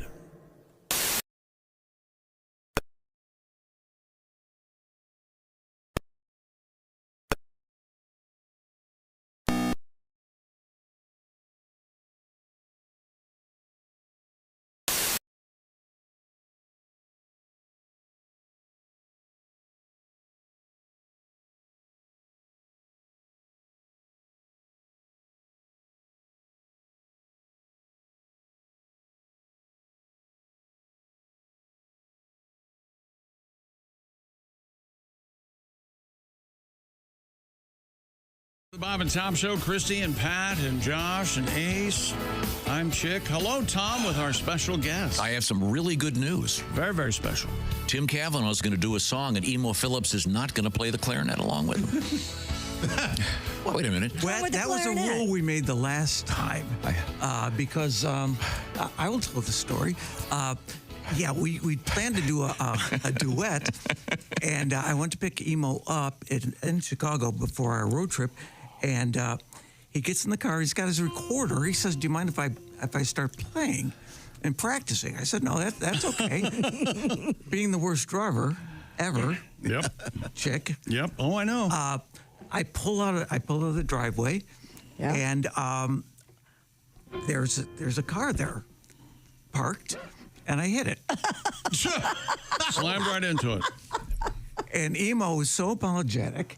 He said, "Oh, that must have been so distracting. It's like having Lola Falana and a lava lamp sitting right next to you." That would be distracting. That was his quote. That is Lola Falana in a lava lamp. The Lola Falana. I haven't heard that name in a while. No kidding. No. Lava lamp. This is like 5 years ago. Yes. Yeah, that explains it. That was the 50th anniversary of Lola Falana's tragic death on the Johnny Carson show. Well, you know, Leslie Uggams is in the Deadpool movies. You remember Leslie? She was kind of a Lola Falana-esque. She's the Eartha Kitt of Lola Falana. There you go. That's clearly the voice of Emo Phillips. I need to point this out. If you're traveling, there's a bunch of places you can stop to see these guys. That would include tomorrow evening at the Helium Comedy Club in St. Louis, and then Friday and Saturday, Mason City Limits in Mason City, Illinois, for Mr. Emo Phillips and Mr. Tim Cavanagh. Now, Tim, you have your guitar out. I asked if you were going to play. And is this something new? Is this a fresh? Yeah, this is a new song. And so, there's no introduction needed. Let's just get into it. Wait a minute, hang on. How's that volume, Ace? He's fixing it. All right, good. Okay. Lovely. I am a cowboy, strong, independent, and proud. I live my life my way. I never follow the crowd. But when I start drinking, that's when I stop thinking. My brain ends up swimming in booze. My judgment's obscure 'cause I've been overserved. I go and find love in our local zoo. Cowboys, don't let your babies grow up to be llamas. Llamas are ugly and stinky for sure. Nobody wants to scoop up their manure. Cowboys, don't let your babies grow up to be llamas. They never use commas, they look dumb in pajamas. They hate the Bahamas, it's Guam they prefer. I really messed up in choosing a lover that night. A lonely llama was the baby mama. The whiskey impaired my eyesight. I raised my llama boy, my pride and joy, to be the best llama around. But one night that llama created some drama. Got drunk in a pet shop on the edge of town. Llamas, don't let your babies grow up to be turtles. Turtles have hurdles, they are born slow. Third grade is probably as far as they'll go. Llamas, don't let your babies grow up to be turtles. Their one saving grace is they've got living space. They just pull their heads in and voila, they're home. My granddaughter Myrtle, part llama, part turtle. I love her a lot, but I pray she's infertile. Thank you very much. Must stop the cycle. A rare tribute to bestiality and zoo. Willie Nelson. Now, we're also joined by comedian Emo Phillips. Emo, you don't strike me as a sports guy. I can't see you on the phone with a bookie, frankly. I'm talking sports, but have we polished off our sports guys? No, we had one more story. There's an odd story. A so-called influencer, Tom. I know you like the influencer. Boo. From the running world from Texas was disqualified from the New York City Marathon after he ran with two people on e-bikes that he had arranged to be filming him. New York Road Runners, which organizes the marathon, said a review found that Matthew Choi ran with the assistance of two unauthorized people riding the course on electric bicycles, obstructing runners. Oh. The 29-year-old's results disqualified, DQ'd and he was banned from any future NYRR races. They're not messing around. No, Mr. Choi took to Instagram to apologize for the incident, saying, I was selfish and take full accountability of my actions. Well, that's good. So this guy had 2 clowns following him the whole time on electric bikes. Yeah. Yeah, but he arranged for it because he's an influencer and he wanted them to film him. Oh. Wear a GoPro. Yeah. If you have to. Well, can you imagine getting stuck with that guy at a cocktail party? Oh, you run marathons, and you're an influencer. You're influencing me to want to leave. Yeah, well, that does complete our sports broadcast, and thank you. You're welcome. I got thinking about something. What'd you get thinking about? You were talking about famous sports nicknames. Yes. How about sports figures that have 2 nicknames? Okay. Oh. Such as? Wilt the Stilt, the Big Dipper, right? I want to say he has another one. Neon Dion. Neon Dion. He did not like, he went on record of saying he did not like Neon Dion. He likes Primetime. Primetime? Because they call him Coach Prime now. Yeah, okay. All right. Well, I'll have to do some research on that, certainly. All right. Now, we have Christy Lee at the Silac news desk. Give me a teaser of what you've got coming up. We have coal from the Titanic. It could be yours. We have fresh air from Lake Como that is going on sale to tourists in Italy. Como? Como. Como. Where's Lake Como? Where? Near Como? Perry. No, where? Como? Okay. Como says what? Very funny. Como va? Very nice. That's all coming up. Right now, I want to talk to our guest, legendary comedian Emo Phillips. And Emo is on tour with Tim. Once again, Helium Comedy Club St. Louis tomorrow night. Mason City Limits this Friday and Saturday. We haven't seen you since, I think it was before the pandemic, Emo. It's been a while. Yeah, that's true. Yeah. Did you make? But I mean, you've been busy. 2019. Yeah. You've been very busy in the last few years. You've been working the whole time. I was on tour with Weird Al Yankovic. Wonderful. We played 6 months, 5 cities a week. Wow. And then we went to Europe for 2 months and Australia. Where there are no cities. Thank God. You've seen a lot of cities. There were cities in Europe too. Oh, there were. Oh, yeah, we did our research. You didn't mention that. Yeah, Weird Al has a great show and a great band. Oh man! And I did half an hour in front of them every night. It was so. When I work with Tim, I do an hour. So it's going to be a whole different show because I talk twice as slowly. That'll be good. Well, we all learned something about ourselves during the dark days of COVID isolation. What did it teach you? I am a non-essential worker.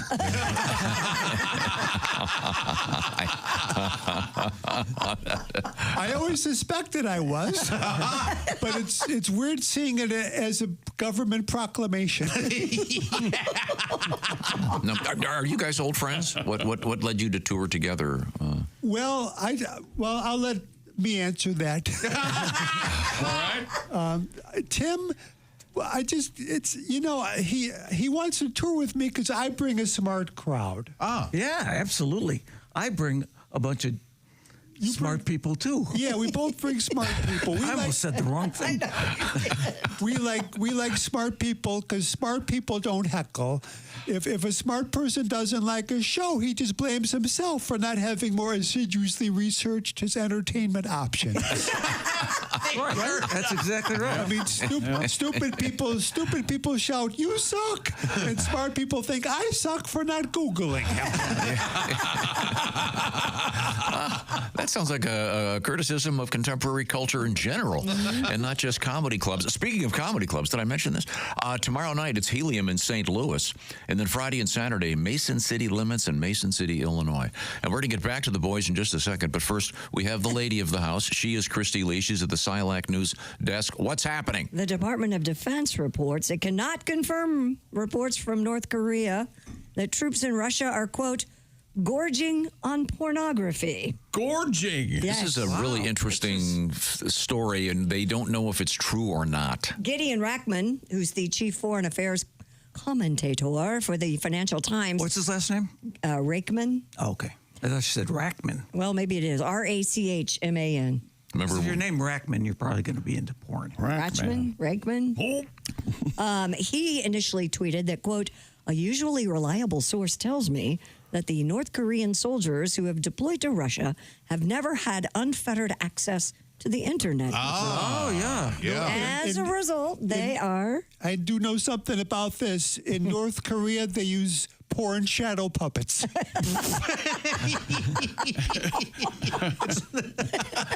As a result, they're gorging on pornography, according to Gideon. When asked about the report by military news site Task and Purpose, Pentagon spokesperson Army Lieutenant Colonel Charlie Dietz responded, quote, I cannot confirm any North Korean internet habits or virtual extracurriculars in Russia. Boy, that sounds very Army, doesn't it? So if the Ukrainians go like topless, it might. They're not going to get shot. It's like, come on in. Tim, I appreciate you trying to. I mean, trying to solve the problem. The Army. Do these North Koreans realize they're about to walk into the slaughter that occurred to them? Maybe that's why they're watching porn. What have I got to lose? Yeah. According to the Army, we're focused on the more serious aspects, of course, of North Korea's involvement, if any, in Russia's military options. As for internet access, that's a question best directed to Moscow. It would be interesting to find out, because the pornographic websites, Josh, help me with this, they can tell which categories people watch, right? They have a bunch of analytics. Sure, we have those. We get those year-end studies of what was most popular. And I mean, it would be interesting for someone who's never seen the internet. Yeah. How many minutes it takes before, he tells the guy next to him, hey, have you seen this? Yeah, no kidding. I mean, it'd be interesting which categories are suddenly being very heavily perused. I spent 2 minutes on big boobs, and I found this. Have you ever Googled big boobs? Should I do that? Boobs are okay, but I want big boobs. He's never done that. They have categories. I mean, all kinds of bizarre categories. Yeah. Well, the North Koreans are bringing new categories into it. For instance, sleeveless arms. Women holding food. Yes. Yeah. A lot of new categories. They're expanding porn in a way we never dreamt possible. Fully dressed, holding buttered toast.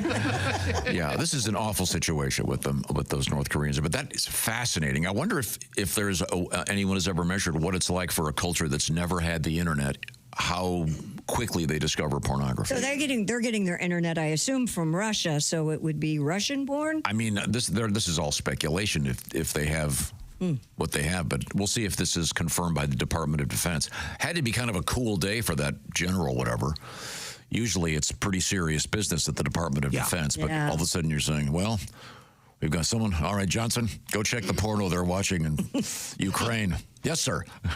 I'm on it right now, sir. Wasn't that a movie, The Gods Must Be Crazy or something? Yeah, where the bottle falls from the plane. Coke bottle, and they don't know what a Coke bottle is. It snowballs from there. It's really a good movie. That is a good movie. It's on indigenous people, and they haven't seen anything outside their village ever.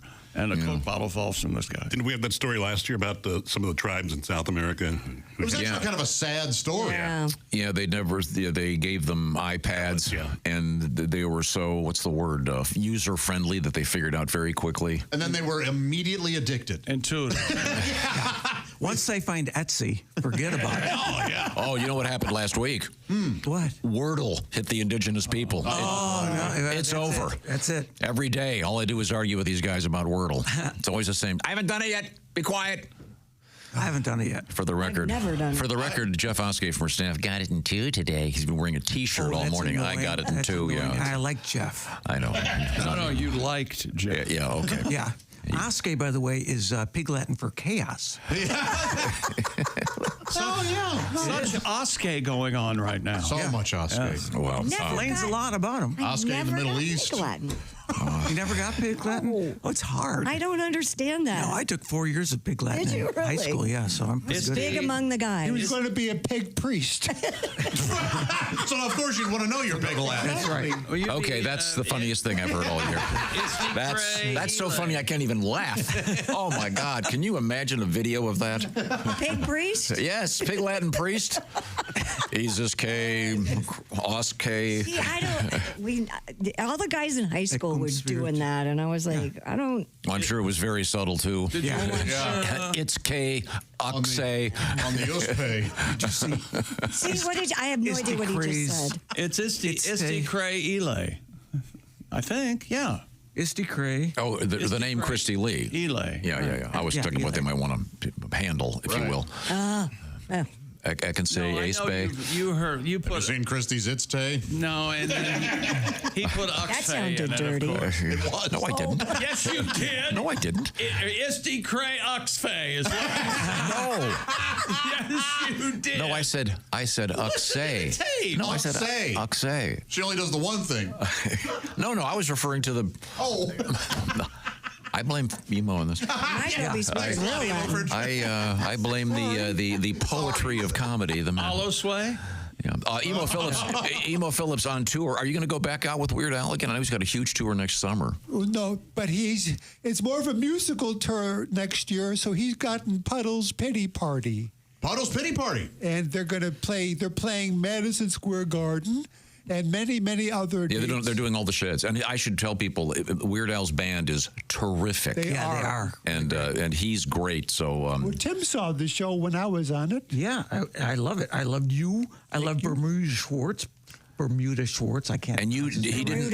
And no. Don't please take offense here. He didn't ask you to play your clarinet with him. Oh, I played my recorder one show.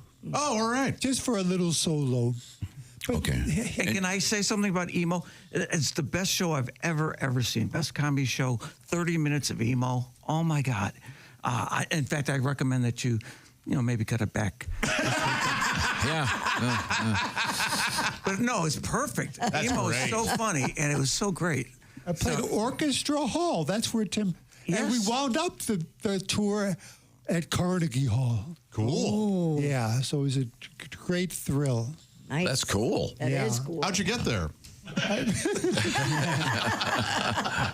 Practice. And then before that, we're at the Kennedy Center. We played all over the place. That's awesome. It was a thrill. All right. Well, when we come back, I want to talk some more to our guests, Emo Phillips and Tim Cavanagh. Once again, tomorrow night, Helium in St. Louis, and then this weekend, Friday and Saturday at Mason City Limits. That's going to be a great place to see these two guys. But right now, Chick McGee. Imply safe. Safe. That's right. Simply Safe, the do-it-yourself home security system. It's been protecting my compound for about 10 years now. Just go to simplysafetom.com, and boy, do we have a special deal for you today. Get 60% off just by visiting simplysafetom.com. Simply Safe is a new way to protect your home that stops intruders before they break into your home. Old school systems only take action once someone is already inside your home. Simply Safe's Active Guard outdoor protection changes the game by preventing crime before it happens. Somebody lurking around, agents see them in real time, talk to them directly, set off your spotlights, and even call the police before they've had a chance to break in. It all costs about $1 a day, and Simply Safe is offering Bob and Tom Show listeners exclusive early access to their Black Friday sale. This week only get 60% off any new system with a Select professional monitoring plan. It's their best offer of the year. Head to simplysafetom.com. That's simplysafetom.com. Remember, there's no safe like Simply Safe. Congrats again going out to Jeff Haigton of Fresno, California, the winner of Week 9 of the Bob and Tom Pigskin Picks. Be sure to get your entry in before tomorrow evening. Just go to bobandtom.com/contest. Just pick the winners. Don't worry about the spread. And while you're there, check out the Orange Insoles offer. You could win yourself a 4K smart TV. Speaking of smart, when we come back, we're going to talk with comedian Tim Cavanagh, who's sitting next to the very smart Emo Phillips. Yeah. This is the Bob and Tom Show.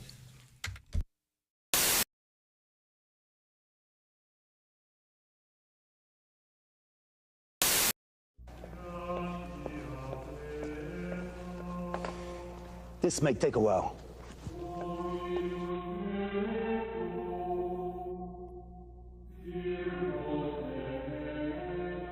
So how'd it go, boss? He said he's heard worse. He says he's heard worse. He says he hears worse every morning. Bob and Tom in the morning. Louisville's classic rock all day on 95.7 QMF. Please forgive us. This is one of my favorite tunes, by the way. Tom's going to do one of his big hits. Oh, yeah. It is, actually. It's a huge hit. One of the better ones. Yeah, all set over there, Tom? I beg your pardon? Who are you speaking to? Oh. It's that strange European accent that Yes, you indeed. can't quite place. Yes, hello. I'm sorry, your name, sir? Bonjour. Bonjour. Good morning, Mr. Bonjour. Oh, that's very funny. Oh, yeah, we said. You must be the chick, the funny one. Yes. Thank you so much. I'm sorry, we didn't catch your name. I haven't thought of one yet. I see. It's Peter Maird, isn't it? Or I think it is Peter Maird. Peter Maird. Yes. Like that? Yes. That would be very funny. He's the crappy artist, isn't he? Dick Maird? Yeah. Ricardo Maird. Yes. Ricardo Maird. Excuse me, darling. I hate to interrupt you, but there's something I must tell you. I will sing for you now. In a minute. Let it come around. I will sing after the band comes around. It's the band's fault. If you find yourself in Holland,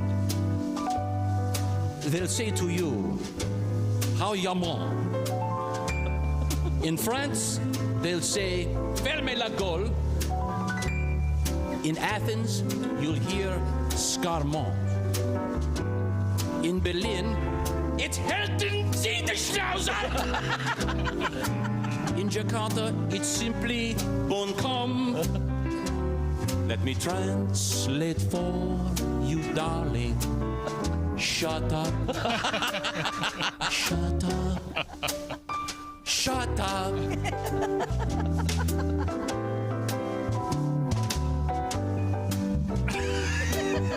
Coming around again.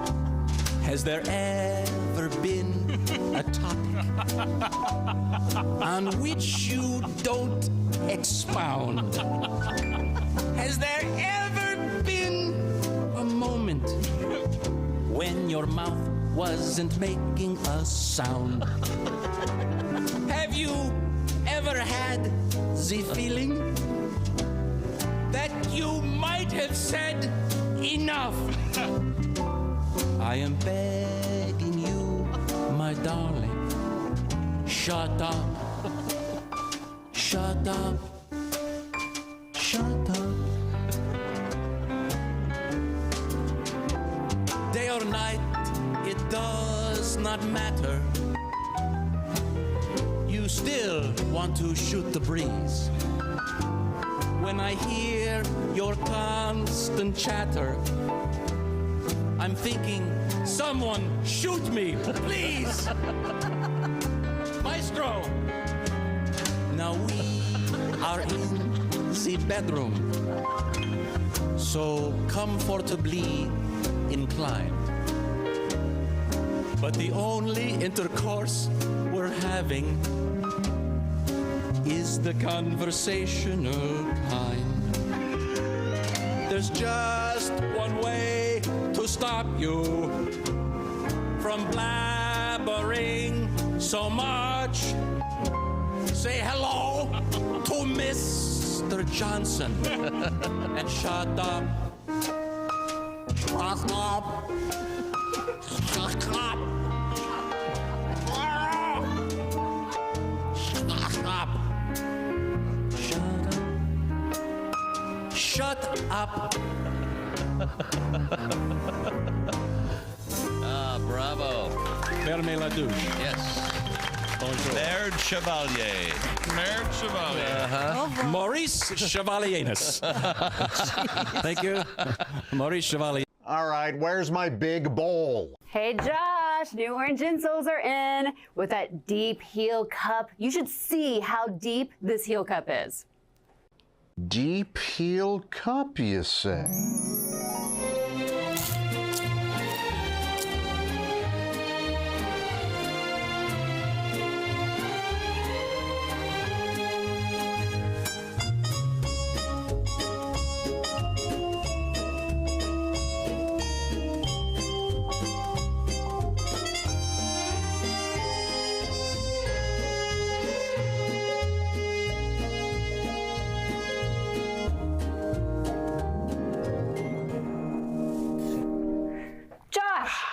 What are you doing? Deep heel cup. They're for your shoes. My shoes, you say? Orange insoles come with a deep heel cup and arch support to provide everything you need to keep up with your everyday activities. Orange insoles are great if you work on your feet all day, simply taking on the world. Orange insoles will help you feel better and do more, guaranteed. Get your orange insoles today and step into a world of comfort. OrangeInsoles.com. When you become a Bob and Tom VIP member, you get more and less. Wait, what? Which one? Which one is it? More or less? It's both. VIP members get more stuff to hear and less commercials to not hear. So Bob and Tom VIP is a good deal? Yeah, more or less. Hey, looking for the link to sync with Bob and Tom VIP? Yeah? It's right there at bobandtom.com.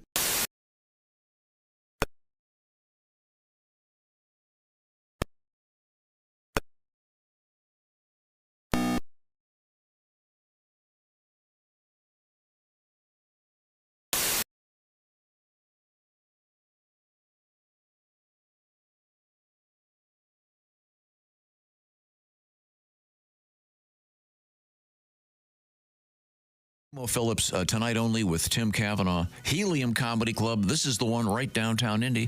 That is going to be one great show. Coming up real soon, your shot at $1,000. Welcome back to the Bob and Tom Show. Hello, Tom.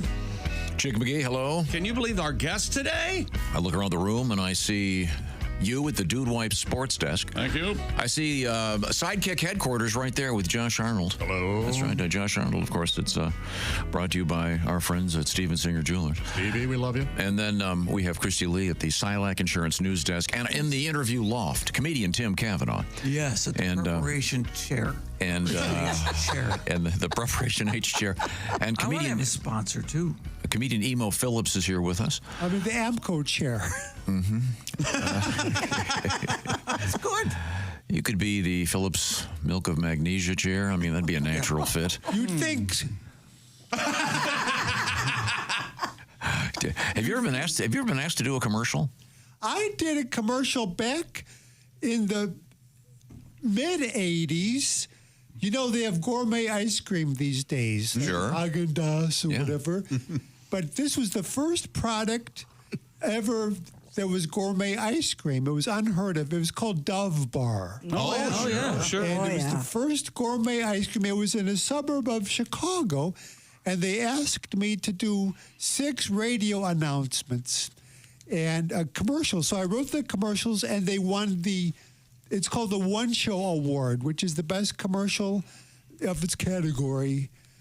And I got into a lot of trouble. They were aired in Los Angeles, and people thought I was making fun of the mentally handicapped. Oh, just because of the way you speak? It was the Michael Jackson show. There was a guy from South Africa called Michael Jackson, and there was a big brouhaha. Oh, my God. Yeah, and it was like for a whole 2 hours. It was on the radio. I was a cause célèbre. Of du jour. Wow. Yeah, it was quite exciting. Sounds good. Being a person of controversy. Yeah, well, that's good to know. You're going to be doing your controversial show in St. Louis tomorrow night, of course, at Helium, and then this weekend at Mason City Limits in Mason City, Illinois. I doubt if it'll be controversial this time. Just great comedy. Get your mind off all the election ads. They're finally over. And Josh, your suggestion is what? Now that the election's over, the ads are done, maybe someone should do like a series of CODA ads? Yes. I'd like to see a campaign ad now that runs the next week or two. They just say, hey, I tried. That's good. Go screw yourselves. I'm going to go give speeches for $250,000 now, and you guys can suck it. Yeah, I'd prefer more of a disclaimer. Remember that stuff I said I was going to do? Just kidding. Too late. I'm in. I'm in. You're out. Now, Emo, this is something you're not expecting. Obviously, you're an incredible professional, legend in the world of comedy, and you know virtually everything about composing jokes and how jokes work and everything about comedy. But as you know, even Arnold Palmer in his heyday would take us golf lessons and to work in a swing. It's time now to educate you guys a little bit in the world of comedy with our own Ace Cosby. Rules that sexy man with a deep voice. Ace Cosby, here he is with his joke of the day. Hey, Chick. Yes, Ace. I told my doctor I had broken my arm in 2 places. He said, "Stop going to those places." You see the elegance of that, and I elegance. I consider emo the essence of emo is like great poetry. Every word in the proper place, no superfluous words. It's all right there, leading to a great punchline. Much like Ace's presentation right there. Yeah, I'm sure you'll agree. It's emo. like E.B. White in the Strunk. Strunk. Yeah, exactly. He says, he quotes Strunk. He says, an unnecessary word is like an unnecessary part in a machine. Very, very good. And you don't put unnecessary words in your jokes. No, Have you ever cursed in a joke? Well, probably. But Was it necessary? No, the curse. I never curse really. It's a very clean act. I've always thought a comedian that needs the F word to get a laugh is like a martial arts expert that needs a gun. Screw you, Emo. Come on. Mind your own business, Emo. And if he needs a guitar, oh dear God! Oh my God! Now, Emo, do you have you have? Well, first of all, I want to just this is kind of on a serious note. You have some classic albums, and I'm not using that word loosely, that phrase. Classic pieces from early 80s. Are those out there now? Are they available in any forms? Are they floating around in the ether? I think you could get them on, it's E equals MO squared is the first one. I believe they're on Amazon, but I'm not sure. In what format? Are they still available as CDs? And yeah, I think you could get them as a CD. And if you go to eBay, there's on, it's real, I should get on that. That's okay. You're right. No, it's hard with the streaming, though, because people don't have CDs. But there's something about having that classic album from back in the day. Let me ask you this. Is there in your current show a really, really old piece that you have revived, that maybe you've polished, or it was so good the first time you use it again? Yeah, I have a few things. I wait for some people heard these jokes in the 80s, but a lot of them are dead now. So you can do them again. I can do them again. I've outlived many of my fans. That's got to be a good feeling. Yeah. And if it's a good joke and people laugh at it, I'll still do it. Now, do you have any advice for aspiring comedians? Well, I have advice for aspiring performers in general. Oh, okay. If you don't mind a tiny story. Oh, go ahead. I was in Scotland in a crowded cafe, and this woman walks in with a guitar, and she starts singing. And by the end of her song, there was not a dry eye in the house. The owner of the cafe was crying because everyone but me and the girl had left. The girl was crying because she emptied the room, and I was crying the best tears of all, the tears of laughter.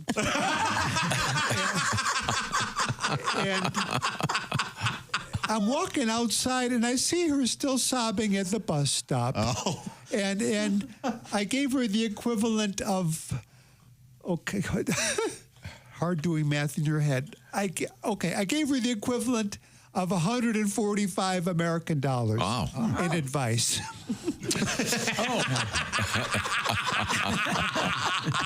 I said, if you're a performer, you don't have to be the best in the world at what you do. You don't have to be the second best or even the 100th.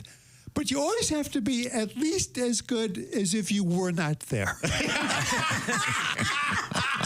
Thank you. That's it. Some sound advice from the Elements of Comedy Style by Emo Phillips and William Strunk. When we come back, more Emo, more Tim. This is the Bob and Tom Show.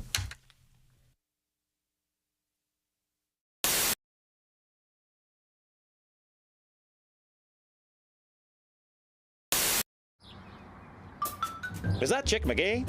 Why, it sure is. Chick McGee, who knows that an annuity from the folks at Silac Insurance Company means a retirement check in his mailbox every month. Chick works on perfecting his mailbox opening technique. Easy, Mr. McGee. Don't blow that elbow out. Chick isn't quite retired yet. He's just practicing for it. Because one day, Mailbox McGee will be taking his retirement the easy way. SILACINS.com. Silac Insurance Company. Got a slide guitar. I wrote a song a long time ago called "The Lifelong Tiger Fan Blues." I know the Cubs and have issues, but the Tigers have had for a long time. And I wrote it when we were like 0 for 19 years.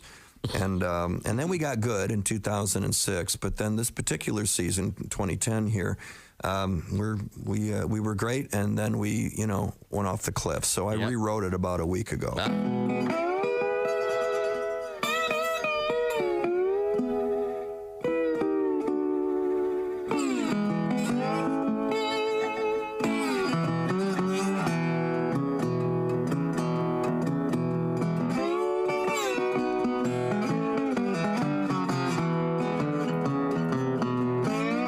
I've been a baseball fan since I was a little boy. I had a bedroom full of little baseball toys, batting a ball and a Wilson glove. Yeah, me and the national pastime, we was oh so in love.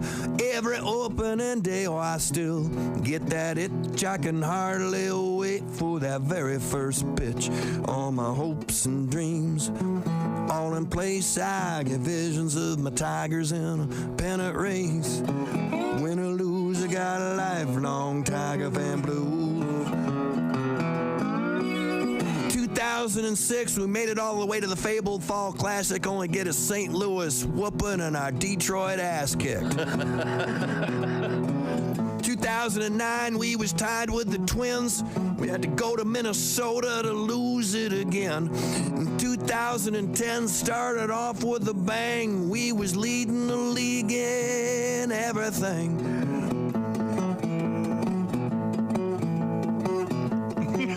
Hang on. It's for you. Oh, but come the All-Star break, our season's done. Our goose is cooked, oh, they're setting our sun. Win or lose, I get a lifelong Tiger fan blues. Bring back K-Line, bring back Cash, bring back Greenberg, and all them homers he'd smash.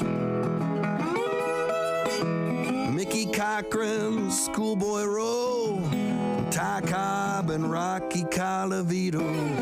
Win or lose, got a lifelong Tiger fan blues.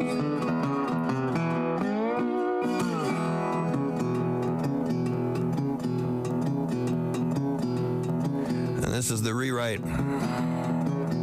First, Samaya broke his arm, then Inge broke his hand while Mags was breaking his foot. Guillen was pulling his ham. Half of our roster was MIA.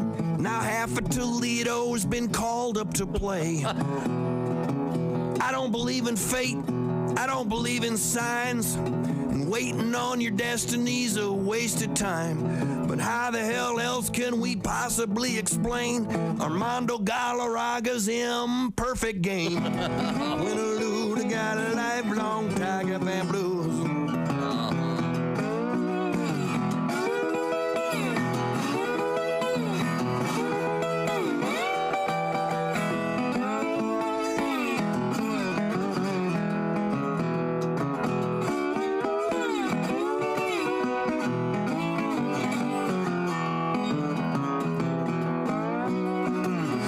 Life ain't fair, nice guys finish last. You can't have a future if you don't have a past. Yet still I hope, still I pray, another World Series gonna come my way. But folks, mark my words and learn this lesson. Cut your losses and count your blessings. Or just like me, you're gonna end up crying while spending Sunday afternoons with the Detroit Lions. I got a lifelong Tiger fan blues.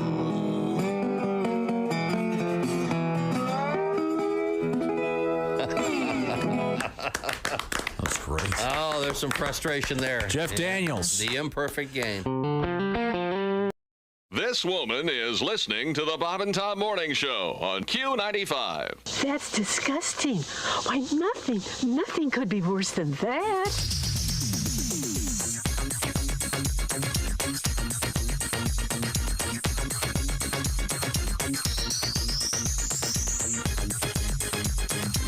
Well, I stand corrected. The Bob and Tom Morning Show on Q95. Get up and get it on. Just in case you were wondering, Cool Whip is winning. Cool Whip is winning over Ready Whip on our survey. It's 31%. Unbelievable. 31% Ready Whip and I told you. 69%. Yeah! Nobody else votes. The voting is done. You see, baby. All right. We understand. We understand where everyone's body parts are. Thank you very much. That's sitting or standing or You're what. the yin, I'm the yang. Now take my big fang, put it right. All right, we got it.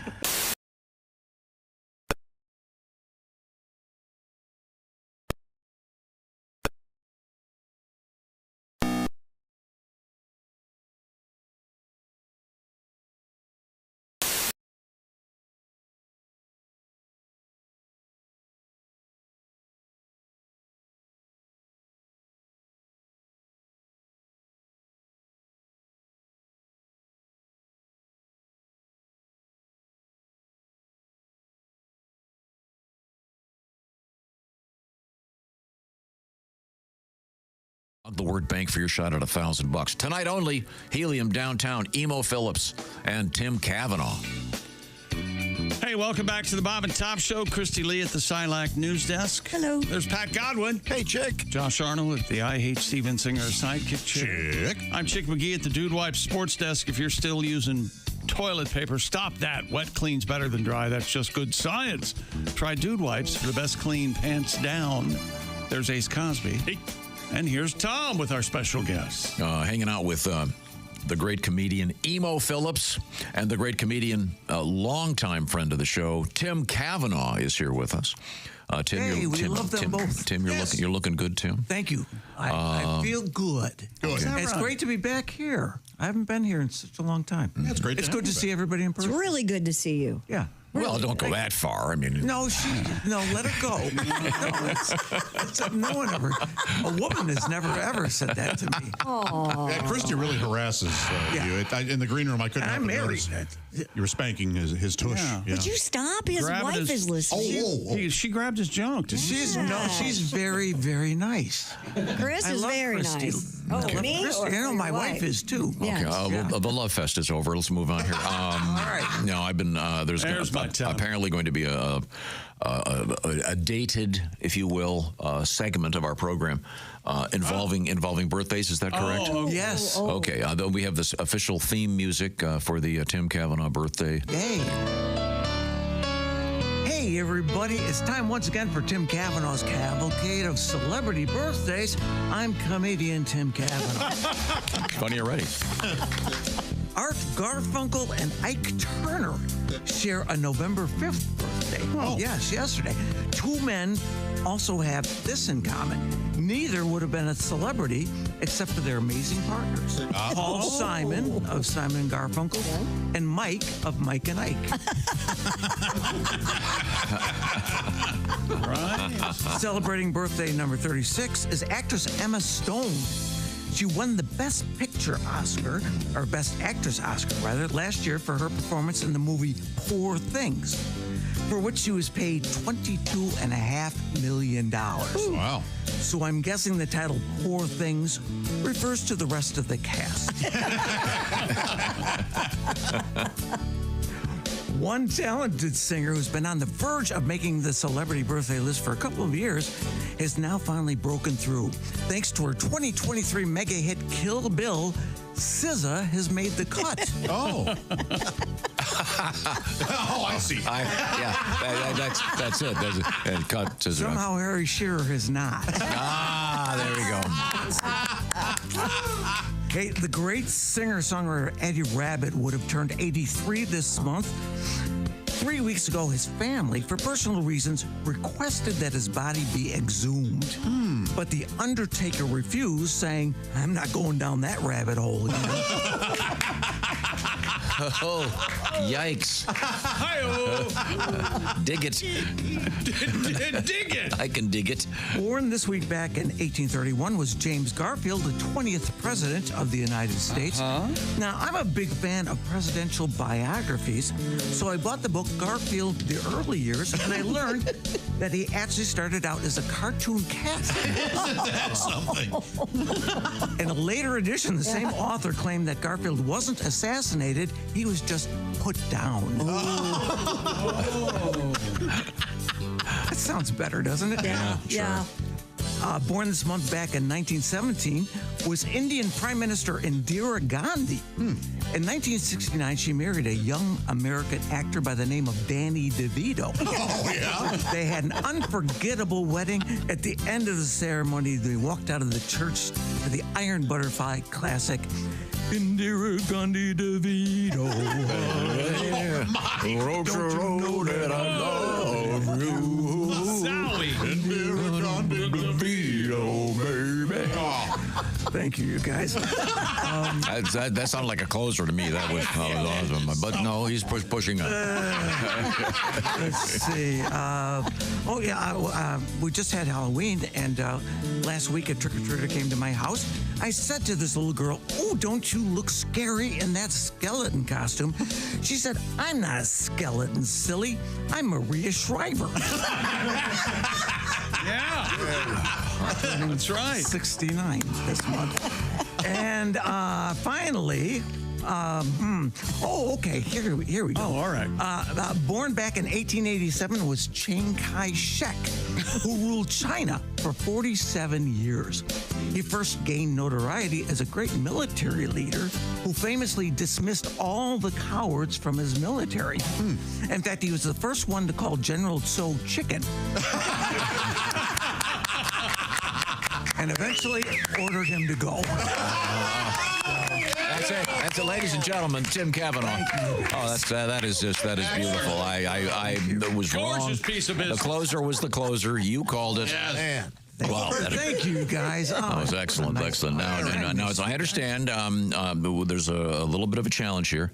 First of all, I got to point out that Emo Phillips and Tim Cavanagh tonight, Helium Indy, tomorrow Helium St. Louis, Friday and Saturday Mason City Limits, Mason City, Illinois.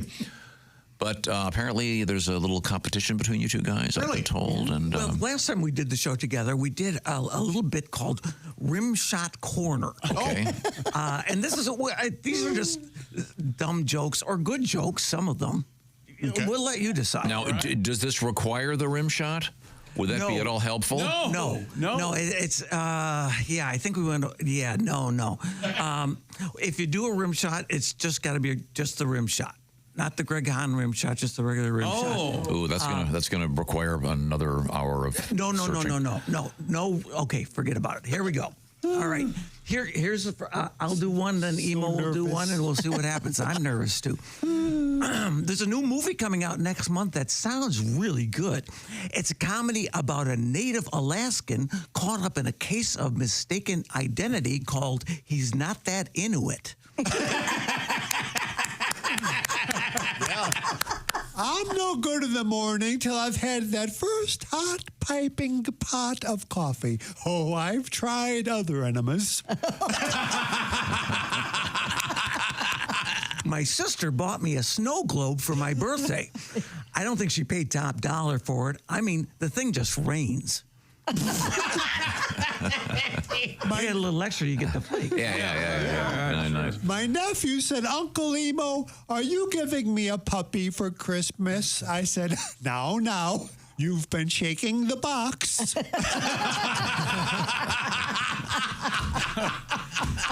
Last 4th of July, my brother invited me over to his house to watch the fireworks. As soon as I got there, he told his wife he was leaving her for a 22-year-old Swedish masseuse. That's when the fireworks started. It wasn't even dark yet. Timing was way off. This man comes up to me with a knife He says, say one word and you're dead. I said, I need a hint.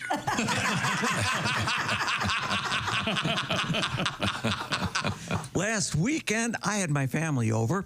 It was my niece's 4th birthday, and she was having the time of her life until she wandered into my den and saw the head of a giant grizzly bear mounted over my fireplace. Oh. Well, she ran out of the room screaming and crying. I'm still not sure if it was the bear that scared her or the dead puppy in the bear's mouth or the mangled rabbit in the puppy's mouth. In retrospect, I guess there might be gentler ways to teach the kids about the food chain. Once I posed naked for a magazine. It was very demeaning, and I've never been back to that newsstand. How about a riddle? Oh. What's the difference between a shop that sells handkerchiefs and Paris Hilton? What? One is a hanky store, while the other's a stanky whore. I did that math problem. Hanky store. Yeah. What's the difference between a bowl of chili and a urologist? One's hot and spicy, the other analyzes urine. That's a... Yep, direct. All right, so, okay, no more riddles, but how about a knock-knock joke? Okay. How about this? Knock-knock. Who's there? Betty. Betty who? Betty's thinking maybe I shouldn't have told that lame-ass turd of a joke on national radio. Knock, knock. Who's there? Dave. Dave who? Dave Kowalski, a friend of mine in high school. Oh, he just came by for a visit. Some of these are harder than others. That's a relatable, though. Yeah. Hey, I discovered a new hotline that I highly recommend. It's called the Sore Testicle Hotline. Oh. You call up and you just get an answering machine. The guy says, hello, thank you for calling the Sore Testicle Hotline. If both of your testicles are sore, press 1 now. Wow, I'll bet that hurt. Then he hangs up. I called 3 times. Speaking of which, when I was younger, my dad said, Emo, how come you keep going out with all those cheap sluts? I said, I'm saving for a car.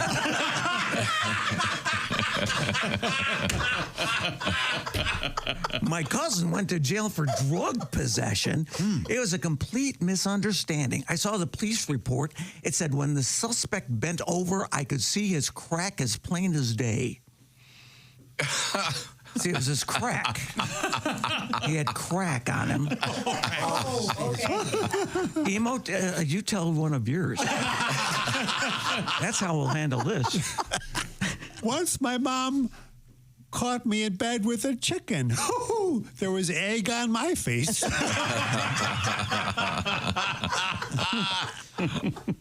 The egg didn't crack. That was the problem with it, because I had crack in my last joke. Hey, I have lots of nieces and nephews, and I'm very protective of them. In case one goes missing, I keep a set of all their fingerprints on my living room wall in chocolate. I was at the movie theater, and this man next to me starts rubbing his hand up and down my thigh. I thought, the joke's on him. It's asleep.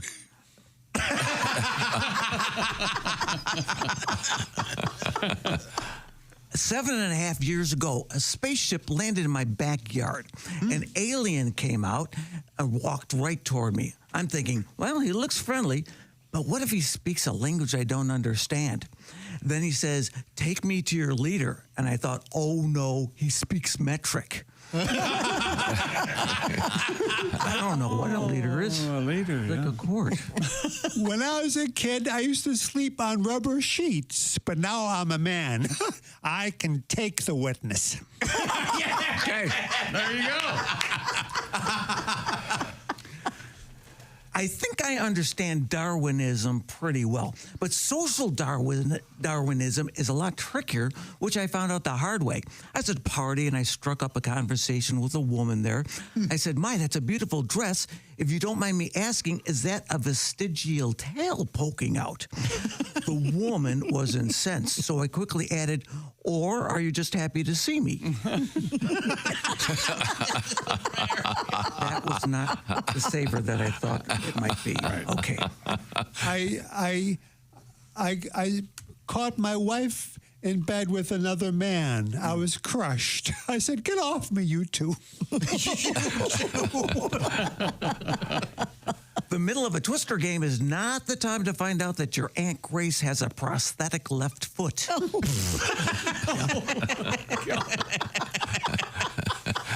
That's more of a statement, really. These aren't necessarily jokes. Yeah, okay. It's time for the closer, so let's close her up. Oh, boy. Okay. Don't wear fur. Did you know that a single fur coat takes 14 trees just for the protest signs?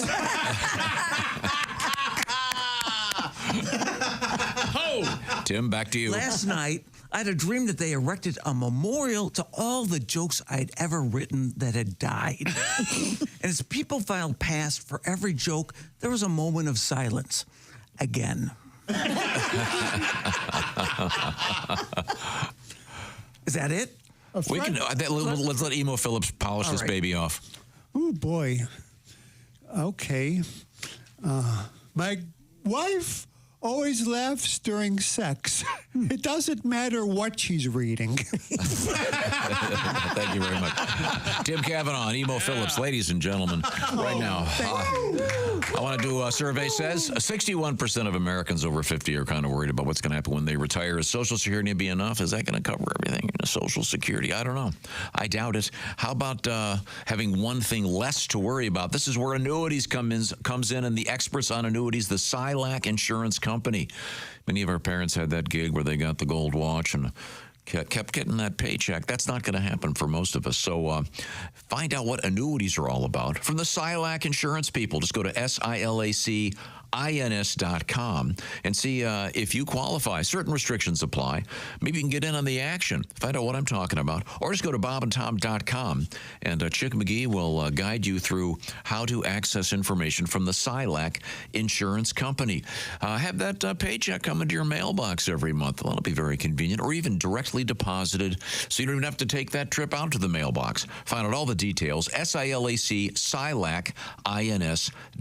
The Silac Insurance Company. Our guests, Emo Phillips, Tim Cavanagh. Tonight, it's Indy's Helium, and then it's St. Louis tomorrow. And then on Friday and Saturday, Mason City Limits, the famous comedy club, will be housing these two guys for some great comedy. And that's, of course, in Mason City, Illinois. Thank you, gents. It's always a pleasure to see you. Thank you. Coming up, a little bit of sexy time. This is the Bob and Tom Show.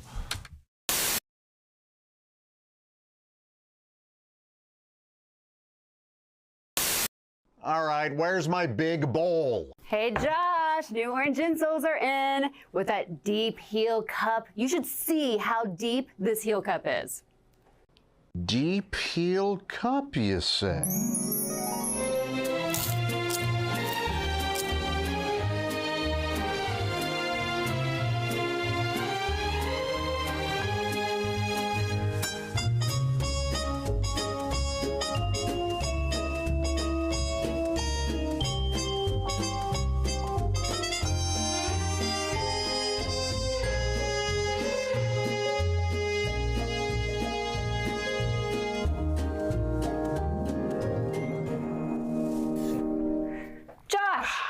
What are you doing?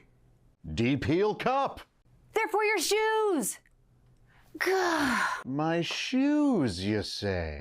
Orange insoles come with a deep heel cup and arch support to provide everything you need to keep up with your everyday activities. Orange insoles are great if you work on your feet all day, simply taking on the world. Orange insoles will help you feel better and do more, guaranteed. Get your orange insoles today and step into a world of comfort. OrangeInsoles.com. Our guest in the studio is comedian Bert Kreischer, and Bert is a veteran of the world of the party. He was voted the #1 party animal in the country by Rolling Stone magazine. Quite an honor. Many years ago. Honor. And you carry the mantle to this day. Yeah. You're now I guess you'd be the party animal ex officio with the what is the party title? animal cum laude? Guru, maybe? Guru to young boys, Could probably. be guru. Yeah. You'd be good maybe at that. not. Now, you said you have 2 young daughters. Yeah, which is pointless because I have no advice for little girls. Do you have advice for young men? I have tons of advice for young men. Are you kidding me? Yeah. Is this college age men going to? Well, it's like you have sons, right? Oh yeah. Yeah, and you know all the things. Do you have any girls? Yes. Oh, see, and you got nothing to tell a little girl. Well, so far they're in charge. They know what's going on. So. Yeah. I said, I remember the first night we got my daughter, or not got her, but had her, or whatever. I know. Right. And she was crying real bad, and the nurse was like, the nurse comes in, and she's, wrapped up like a joint in a box. I guess that's what And the nurse comes in, and that's what I thought it was. You are a party animal. She was like, let's. What have you done? I was like, nothing. She goes, what are you gonna do? I was like, I put a towel over her face and cut the oxygen in half. I don't know, nothing.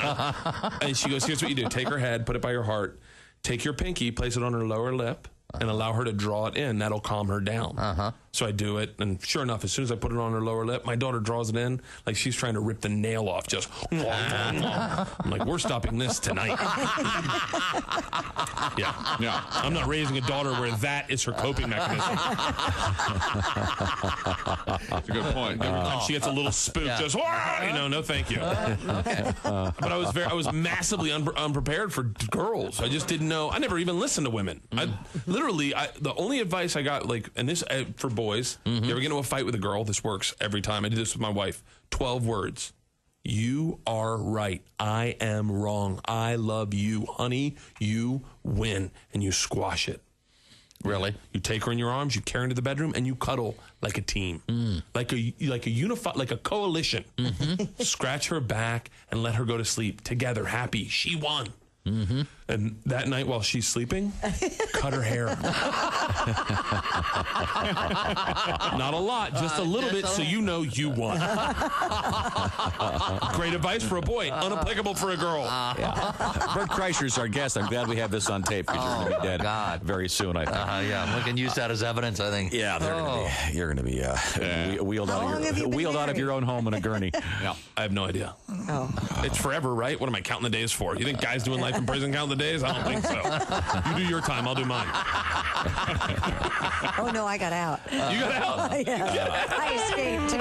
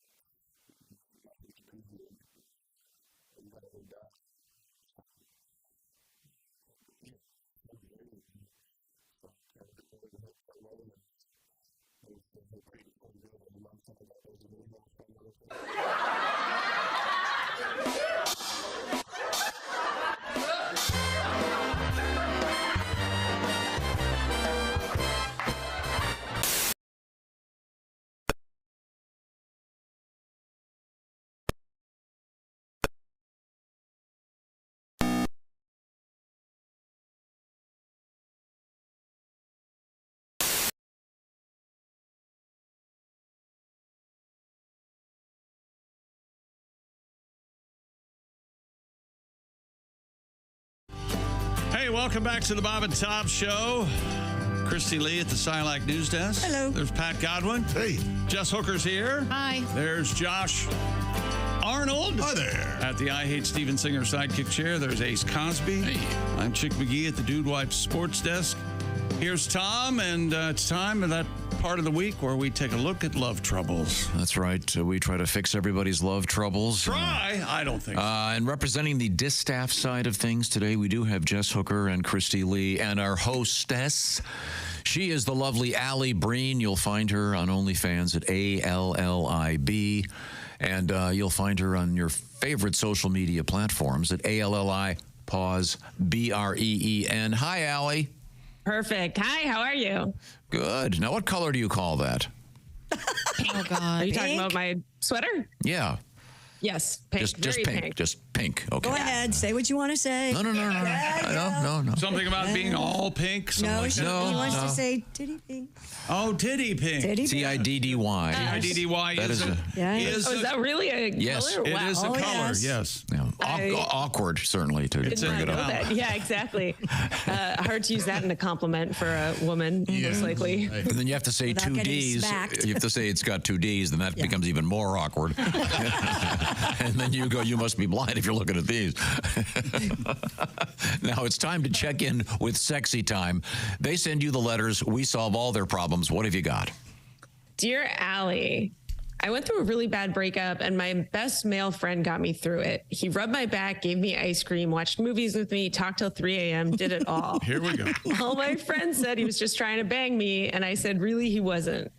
He was just being a great friend, but now he's asking if I would give him a chance as a boyfriend, and I don't think of him that way, but I feel bad saying no because he's been such a good guy. Do you think that the friend zone can ever make its way into a real attraction? What should I do? Should I give it a shot? First of all, back rub, that right away, that's problematic. No, it's not. I think back rubs are okay. Foot rub is a big problem. You can't like jump to a foot rub. No, back rubs are okay. I think that a great friend can become a great lover / partner. Yeah, absolutely. What about the back rub thing, though? Don't you think that was the first clue? No, but that's a bonus. If he gives back rubs and foot rubs, why not? Not at all. Yeah. I think that. So what you're saying is, in the green room, when I gave Tim Cavanagh that back rub, this is not going to blossom into a romance? Tim loves you. You never know. Josh, what are your thoughts on it? Would you give a back rub to a girlfriend? Just to a friend? a friend you're watching a movie with? Yeah, I would. I've seen you rub Christy's back when you come in. Josh's back and scratched his back before. Right, yeah. but I also get that. And does she know you're grinding on her back with your? All right. Yeah, it depends on what the back rub entails. That's a good point. It can get a little intimate. Yeah, this guy would like to date you. He is definitely interested. It doesn't sound like you are. But I say no matter how little you're interested, you should at least give it 6 months and really try. Try with all your might. Make it work. What? Okay. Force it. Yeah. Yes, force it. Yeah. Yes, absolutely force it. You know what? If there's the slightest bit of attraction to him, yeah, give it a shot. If not, don't do it. Yeah, she's even asking. I guess the question is, though, is he really that good of a guy if his angle the whole time was to just try to date? I don't think that was he his is angle. a good guy. Yeah. Your It's friends still are fun. wrong in that he's not just trying to quote unquote bang you. Yeah. He's interested in you. What are you? Is she friends with longshoremen? Or something? He's just trying to bang you. No, He really cares about you. exactly. He was concerned. Right. Yeah. But he is interested in a romantic relationship with you. Yes. Yeah, so just be honest. If you're not, but you think there's the potential, then just say, hey, let's stay friends and see what happens. Well, because if you don't, then you'll be into this, make this relationship work, and you'll meet somebody you really do like. Oh. I say the next time he's giving you a back rub, have to kick him to the curb. Say, look, I'm going to roll over. Oh. What? I'd wait a like minute. Are you the guy talking to the girl? the guy. Okay. I'm going to roll over. Wait a minute. Yeah. The guy's going to say, yeah. And I'm going to give you a front rub. Okay. Okay. And then see what happens. What do you think? No. The front rub? You can see what happens. That's not Do you a enjoy term what I'm doing? that anyone should ever know. Not a How about if you move. roll over on your back and you go, hey, look, babe, this is going to... Hey! Okay, I think we're done. Let's move on. We're talking with Alli Breen, Allibreen. Find her on social media with your love troubles. We'll fix them. What do you got? Dear Allie, I'm getting married in 2 weeks and my fiance is a finance bro party guy and was pretty hard to nail down. His friends are planning a wild bachelor party and I don't want him partying with wild friends and naked women and being tempted. Sounds like Why is this just accepted behavior and can I insist he has to play golf instead? Sounds like you're in love with the wrong guy. Yeah. Women have such a misconception about bachelor parties. Yeah. They don't, guys, for the most part, don't get laid. They don't bang somebody on their bachelor party. It's usually the guy that planned the bachelor party that is setting it up so he can get laid. Yeah, not it's that so kind the of groom thing. can. Yeah. They're not rooting him on to cheat on you or anything like that. Yeah. And that's exactly what we're supposed to say when women ask us. Yeah, that's the agreement at the company line. At the meetings. Nothing ever happens. Just so rare. No details. The last time I went to a bachelor party, Allie, was decades ago. You and I were at that bachelor party. And I decided to leave when, and I'm going to be delicate here, an egg emerged from a certain place. Yes. Wow. And I said, you know something? I was near here. I just said, no, I'm out. And the groom-to-be ate the egg, right? Huh? Remember that? It was a boiled egg? Yeah. And yeah. And so did his future father-in-law. Oh my God. And that wasn't the most disturbing thing I saw that night. It was a gentleman on the toilet in the bathroom eating a sandwich. Oh God. A party was that absolutely happened. Was it at a private Yes. house? Yeah, it was. You could walk there from here Oh, okay. practically. It was, in any event, You're not making a case that these aren't that wild. Yeah, no, I'm saying I'm disagreeing with Josh. I'm saying that you may have some guy that is really intent on having this guy, Yeah, well, also the fact that she threw in that they're finance bro party guys, probably doesn't help the case. Is this like Wolf on Wall Street kind of thing? Yeah, you got to trust him. I like the way she put it. He was really hard to land. Nailed down. Nailed down, and then said she doesn't want him to be tempted. Well, then he's not your guy if you think he's going to be tempted. Yeah, this is over. Cancel it. Okay. Next. Dear Allie, my boyfriend and I are athletic, so we rarely drink. We went to a wedding last weekend. We got really drunk and had a really, really, really great time. I found out, though, that late at night after we had our time together, after I went to bed, he was drunk texting his ex. Not sexting, but saying he missed her and was sorry for how things turned out, which may be worse. I don't want him to know I looked at his phone, but I'm so hurt and I don't know what to do about this. What should I do? Forget about it. Forget about it. If you don't want to do anything about it and you don't want him to know you went through his phone, let it go. Can't do anything. You looked at his phone. That's the number one thing. That's bad. Yeah. Snooping doesn't get you anywhere. Well, now you'll have to keep, if you don't want to say something, you're going to have to keep checking his phone if you want updates, I guess. Yeah, and it'll kill her inside. This is over. She won't let it go. Will not let it go. She will not let that go. The lesson here is you got to get really drunk a lot with this guy. Yeah, it sounds like you're having a great time. Having a great time. Unfortunately. Yeah. And as soon as you're done, go to sleep. Forget the phone. Have you ever had anybody sneak and look at your phone, Josh? If so, I'm not aware of it. Okay. But they wouldn't find anything.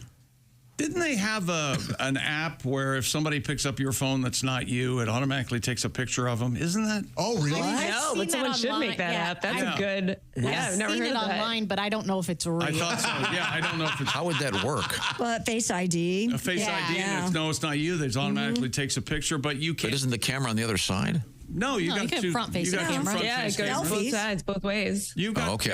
both ways. All right. Huh. But when it takes your picture, it doesn't normally act like when it's taking a picture. It just looks like a normal camera to the person who's picked it up until you look at it. Well, that's wow, that's stealthy. That's very stealthy. Oh yeah. Yeah, for as many ways as there are to snoop in someone's phone, there's so many ways to catch someone snooping too. It's like you can spy on someone a million different ways now. It's all out there. What happened to trust in this world? Yeah. What about all gone? Yeah. What long gone? Yeah, Billy Joel nailed it down. Yeah. 1, 2, 3. It's a matter of crust. I knew it was a song. Our favorite pizza. It's a matter of crust. Okay, we got time for a couple more, Allie. What do you got? Dear Allie, my boyfriend and I always say I love you, but when I say I'm in love with you to him, he just responds back, I love you. Do you think he's really not in love with me? And What? just Wait a minute. Hold on. Dear 8th grade English teacher, calm down. Yeah. Well, you know, there is something about if somebody types "I love you" and then the person goes "love ya," that's kind of a bad sign. That's a red flag. That part too. Yeah, that is true. Especially if it's LUVYA, you know, very casual. LUV. Yes. Wait a minute. You've awakened the sleeping Pat Godwin. Oh, that's a good one. That's on your way to the LOV. Yeah, that's on early the dating. LUV. That's a testing the waters. Either that or you're on the way out. Love ya. YA. I was thinking. How about if someone says "I love you" and they say "thank you"? Yes. How about that? Yeah. Love you too. I like to go the Jane Austen route. What's that? She goes, "I love you," and I go, "I too highly esteem you." Nice. I hold you in great regard. Now, never goes over. Josh, if one of these ladies were to leave you a note in which the eyes are dotted with little circles or flowers or hearts, anything cute. I like it. That's okay. Cute. Yep. That's not a red flag to me at all. Not at all. What if it's written in crayon? Well, what if that's all that was available at the time? If it's in What about cursive. excessive emoji use? What about excessive That's heart still and cute love sometimes. emojis? Fine. It doesn't matter. I meant to tell you this, Tom. There are people who they were having trouble voting last night. This report was online, so I'm not going to. Okay. That they didn't know how to sign their signature With their fingers on the things? No, with the Because they can't do cursive? They With the can't pen? do cursive. Oh, my They weren't gosh. clear about See, Tom? how to sign in to be able to vote. Okay, well, teach them how to write cursive and typewriter repair so they can not have a job in the You're future. against cursive, I know. and I'm this might totally be- against cursive. Okay. Just learn your name in cursive and call Do it your a day. girls learn? Did they learn That's cursive? If they did, I'm going to have to take them out of school. I'm sure there's some well-meaning person that wants them to learn cursive instead of. Be careful. Okay, we have time for one more quick letter, Alli Breen. Dear Allie, I'm in a long distance relationship and my boyfriend flies me out to see him twice a month. He used to fly me first class, but now he only does occasionally based on how well behaved I am. Well, now this is classic reward and Yeah, exactly. Quid pro quo. For the last 2 months, he canceled trips completely on me at the last minute because he thought that I wasn't calling or texting him back fast enough and assumed that meant that I was talking to other people. Well, I just got busy. I've got 2 words for you: toilet training. Get out. No, I've got 2 words What a for it. baby. I've got 2 words for it. Do better.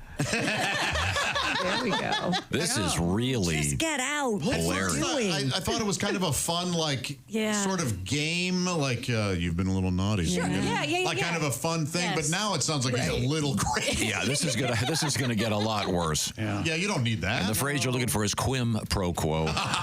And that's bad. You can reach Alli Breen. You can find her on OnlyFans at ALLIB, and you can find her on the world of social media at ALLIBREEN. With your love troubles, we'll try to help you out. Alli, are you playing this weekend? Yes, I'm going to be. There's a new club called the Comedy Village in Midtown. I'll be there. My friend PJ just opened it. And actually on Sunday, my friend Ryan Reese has a film called Before We Get Started about warm-up comedy that I helped produce. And it's going to be premiering at the New York Comedy Festival at the Hard Rock. All right. There's tickets available. Yeah, it's at 4 p.m. on Sunday. If anyone wants to come to that, that'll be a fun one to see. Cool. Okay, cool. Well, thanks, Alli. Yeah, thanks, guys. Sure. Right now, the Bob and Tom Show is sponsored by BetterHelp. Time to remind yourself, these are crazy times. You're not kidding. As things evolve in your life, sometimes therapy can be a very good thing. And there's a new way to access therapy called BetterHelp. BetterHelp's been up and running for a while. More than 25,000 therapists are currently working with BetterHelp. So if you've been looking at yourself, well, now's the time to find out about BetterHelp. What's interesting about it is the therapy is done online. You fill out a brief questionnaire online. You'll get matched with a licensed therapist. You can switch therapists anytime, no additional charge. And the idea is that the therapy is a lot more convenient because you can do it in the privacy of wherever you are when you want to do it. So see what I'm talking about. Visit BetterHelp.com/BT show today. The /BT show will knock 10% off your first month. That's BetterHelp, H-E-L-P, BetterHelp.com/BT show. And once again, the therapy can be done with a camera on. It can be done like a phone call, or it can be done texting back and forth. It's up to you. Get all the details at BetterHelp.com/BT show. And the Bob and Tom Show brought to you by BetterHelp. Coming up, we have interesting things happening in the world of history. This is the Bob and Tom Show.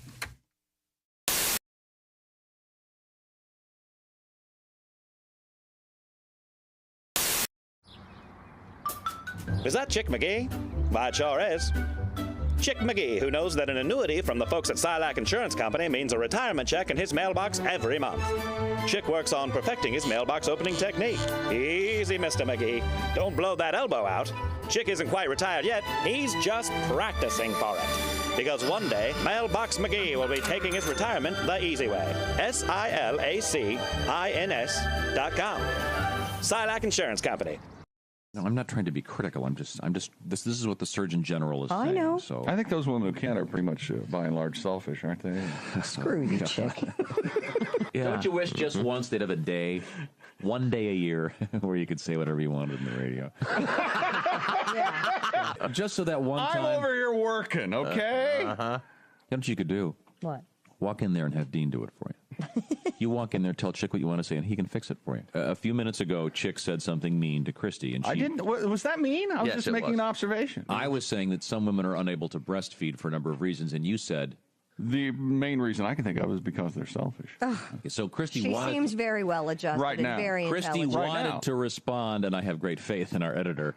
Me too, because if Christy not, I've wanted lost to my respond. job. We now have the response. Okay, go ahead, play it. Hey, Chick, you. You've never had to breastfeed. You don't know what it's like. You're a ignorant, stupid son of a bitch. So shut your mouth, you stupid ass. You know, that last beep could have used a little more work. A little less a little less. And not so much hole. A little heavy on the hole on that one. This is the Bob and Tom Show. Hello. And we've had a wonderful morning because we have a terrific guest in the studio. He's sitting next to Christy Lee. It's a veteran of many years with a guitar. A guy who... I thought you were going to say bottle. I can't, Pat, I tried. Well, this is why I get the reputation of being the dick in the show, but no, I'm trying to do something nice. No, you are the dick on the show. Oh, yeah. Who put the dick on the show? I blamed it all on me. See, this is... I'm not going to say anything until I'm introduced. Oh, I'm sorry. It's Pat Daly is here with us. Thank Pat. you. Good morning, everybody. Nice to see you. Hi, Pat. Now, Pat, good to see you. You do an annual residency, if you will, at Sloppy Joe's. That's the place that does the famous Hemingway lookalike contest every year. Yeah. And you could actually... And you win every year, You could certainly place in that. They've been after me for a lot of years to do that. And now I say I'm too old. He shot himself last year. Oh, yeah. All right. Let me play a song for you. Okay. Please. Ohio is having a blizzard. Missouri is having a flood. Oh, I can't read the paper. It's too small. Must be the martinis. Okay. Where's that music stand? Would you like Chick's Okay, here we readers? go. Missouri. You want my cheaters? Okay, let me start over. Okay, Ohio is having a blizzard. Missouri is having a flood. Most of the South is having a drought. And Malibu's having a slide in the mud. San Francisco is having an earthquake. They say she won't last through the year. The whole country is reeling in recession, and I'm having one more beer. Oh, I'm having one more cold one till the news and the blues disappear. The world's on the brink. There's time for a drink, and I'm having one more beer. Oh, yes. My sister is having a breakdown. My son is having a toke. My dad is having his old emphysema, and I feel like having a smoke. My buddy is having a sexual crisis. He's smiling at me kind of queer. Uh-oh. My secretary is having her pregnancy test, and I'm having one more beer. I'm having one more cold one till it all hits the wall and disappears. My wife is having fitsin', and cat's having kitsin', and I'm having one more beer. My daughter is having her nose pierced. My mom is having her butt tattooed. My brother is having an affair with my wife. Uh-oh. Guess who's the one getting screwed?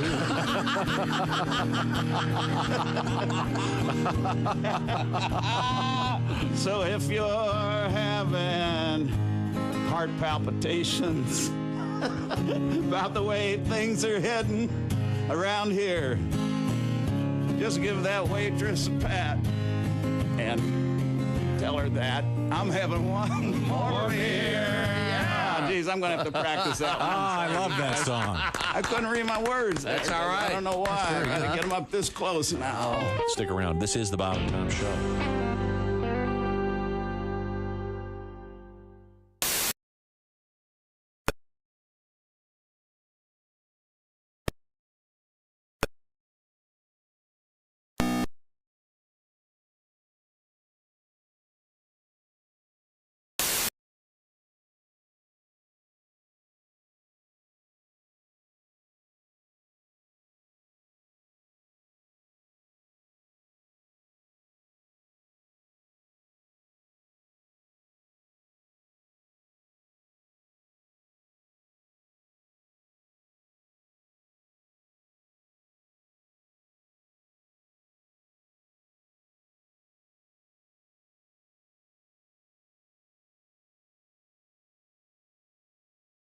There, and you might be just like, say, Kelly Strewing and win yourself $1,000. We're going to do it 9 to 5 today, tomorrow too. Hang in there. You may be a winner.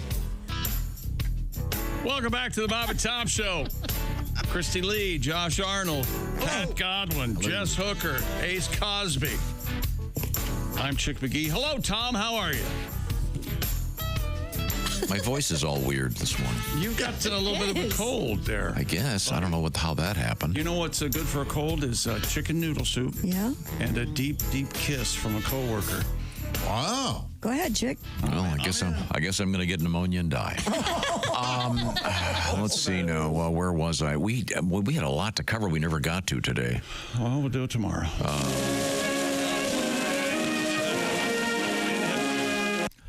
Well, I was going to say perhaps we could get a song out of Pat before we left. What do you got? He doesn't I didn't bring my guitar in. Okay. We'll have to look He's there. truly just hanging out now. Okay. Well, I guess I got, what day is today? The 6th. 6th November. I got to find this thing. Okay, here we go. November 6th. Now, this is a good one. There should be a lot of good stuff here. This is a very good one. 1860. This is for you. Okay. Ms. Hooker. Who was elected president of the United States? 1860. Oh. This is an easy one. Oh, this is easy. Okay, then you answer. Abe Lincoln. Christy just gave me the tall hat. Yes, it was Abraham Lincoln. I was trying to help.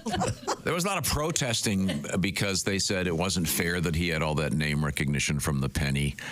Yeah. People were upset. He wasn't on. He was president before he was on. And then you're familiar with the Lincoln blank debates. Lincoln. Continental. Yep, Lincoln Continental debate. In a prior race, they had done the famous Lincoln Douglas debates. That was before they came up with the Model T. Douglas got all sweaty and Lincoln. Bad for TV. He famously won. He famously won because of the swimsuit competition. He was in such good shape, of course. A striking figure because of all that axe throwing. I do Daniel Day-Lewis as Lincoln. I'd like to hear that. Go ahead. I'm president of the United States. That's very good. What do you think? Yeah, they said he had a very squeaky voice. That's what they said. Who was the famous portrayal of him was what, Ralph Bellamy or somebody like that? Oh, Mr. Lincoln Comes Home. It was something, but it was very serious, like a radio announcer voice, like Ace, but no. Oh, it was Lincoln's Angels. That's right. Yeah. And as much as you would hate to admit it, you and I actually enjoyed a program about the search for John Wilkes Booth. Yes, we did. I enjoyed that. In which, did you know that guy that portrayed Abraham Lincoln was the guy that played the brother He was the brother of what's her name? He was from in, Seinfeld. Who's the woman in Seinfeld? Julia Louis. Yeah, Julia Louis-Dreyfus. Oh, that's her brother. Okay. Yeah, on the TV show. He was in the sitcom. Remember that movie that On Seinfeld, he was. He wasn't a priest. He was a vampire. Yeah, he's great. That's a great actor. He's really good. And you always know his name, and now I can't remember. It's like Heimish something. Yeah. He's terrific. In any event, I'm sorry, Abraham Lincoln.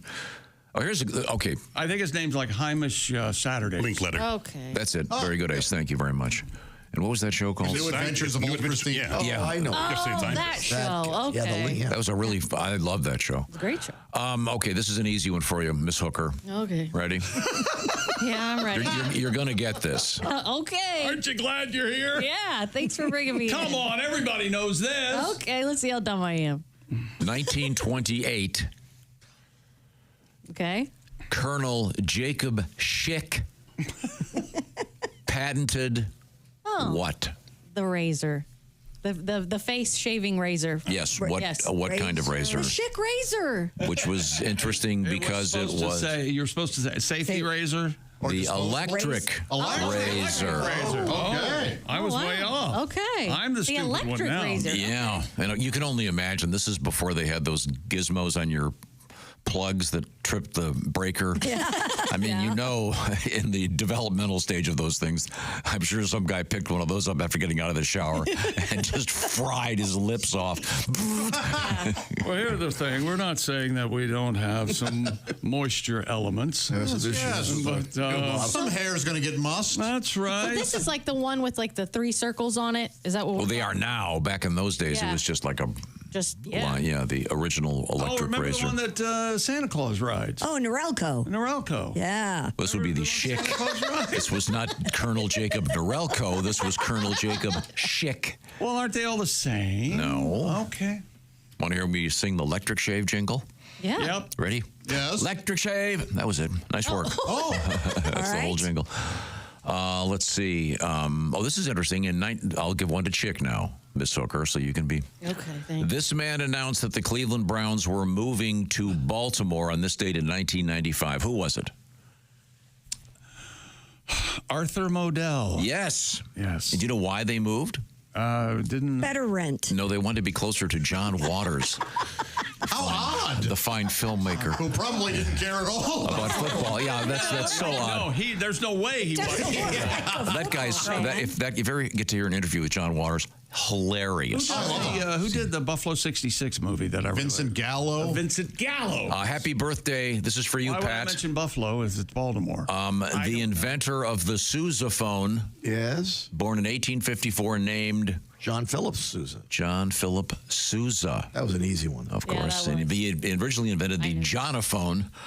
The name didn't catch. People thought he was referring to his male member. Changed it to the Sousaphone. You ever use a dictaphone, Tom? A dictaphone? Dictaphone up your ass and give me the number. Isn't that right? Yes. On that note, we return to the gutter and leave you. Thank you. This is the Bob and Tom Show.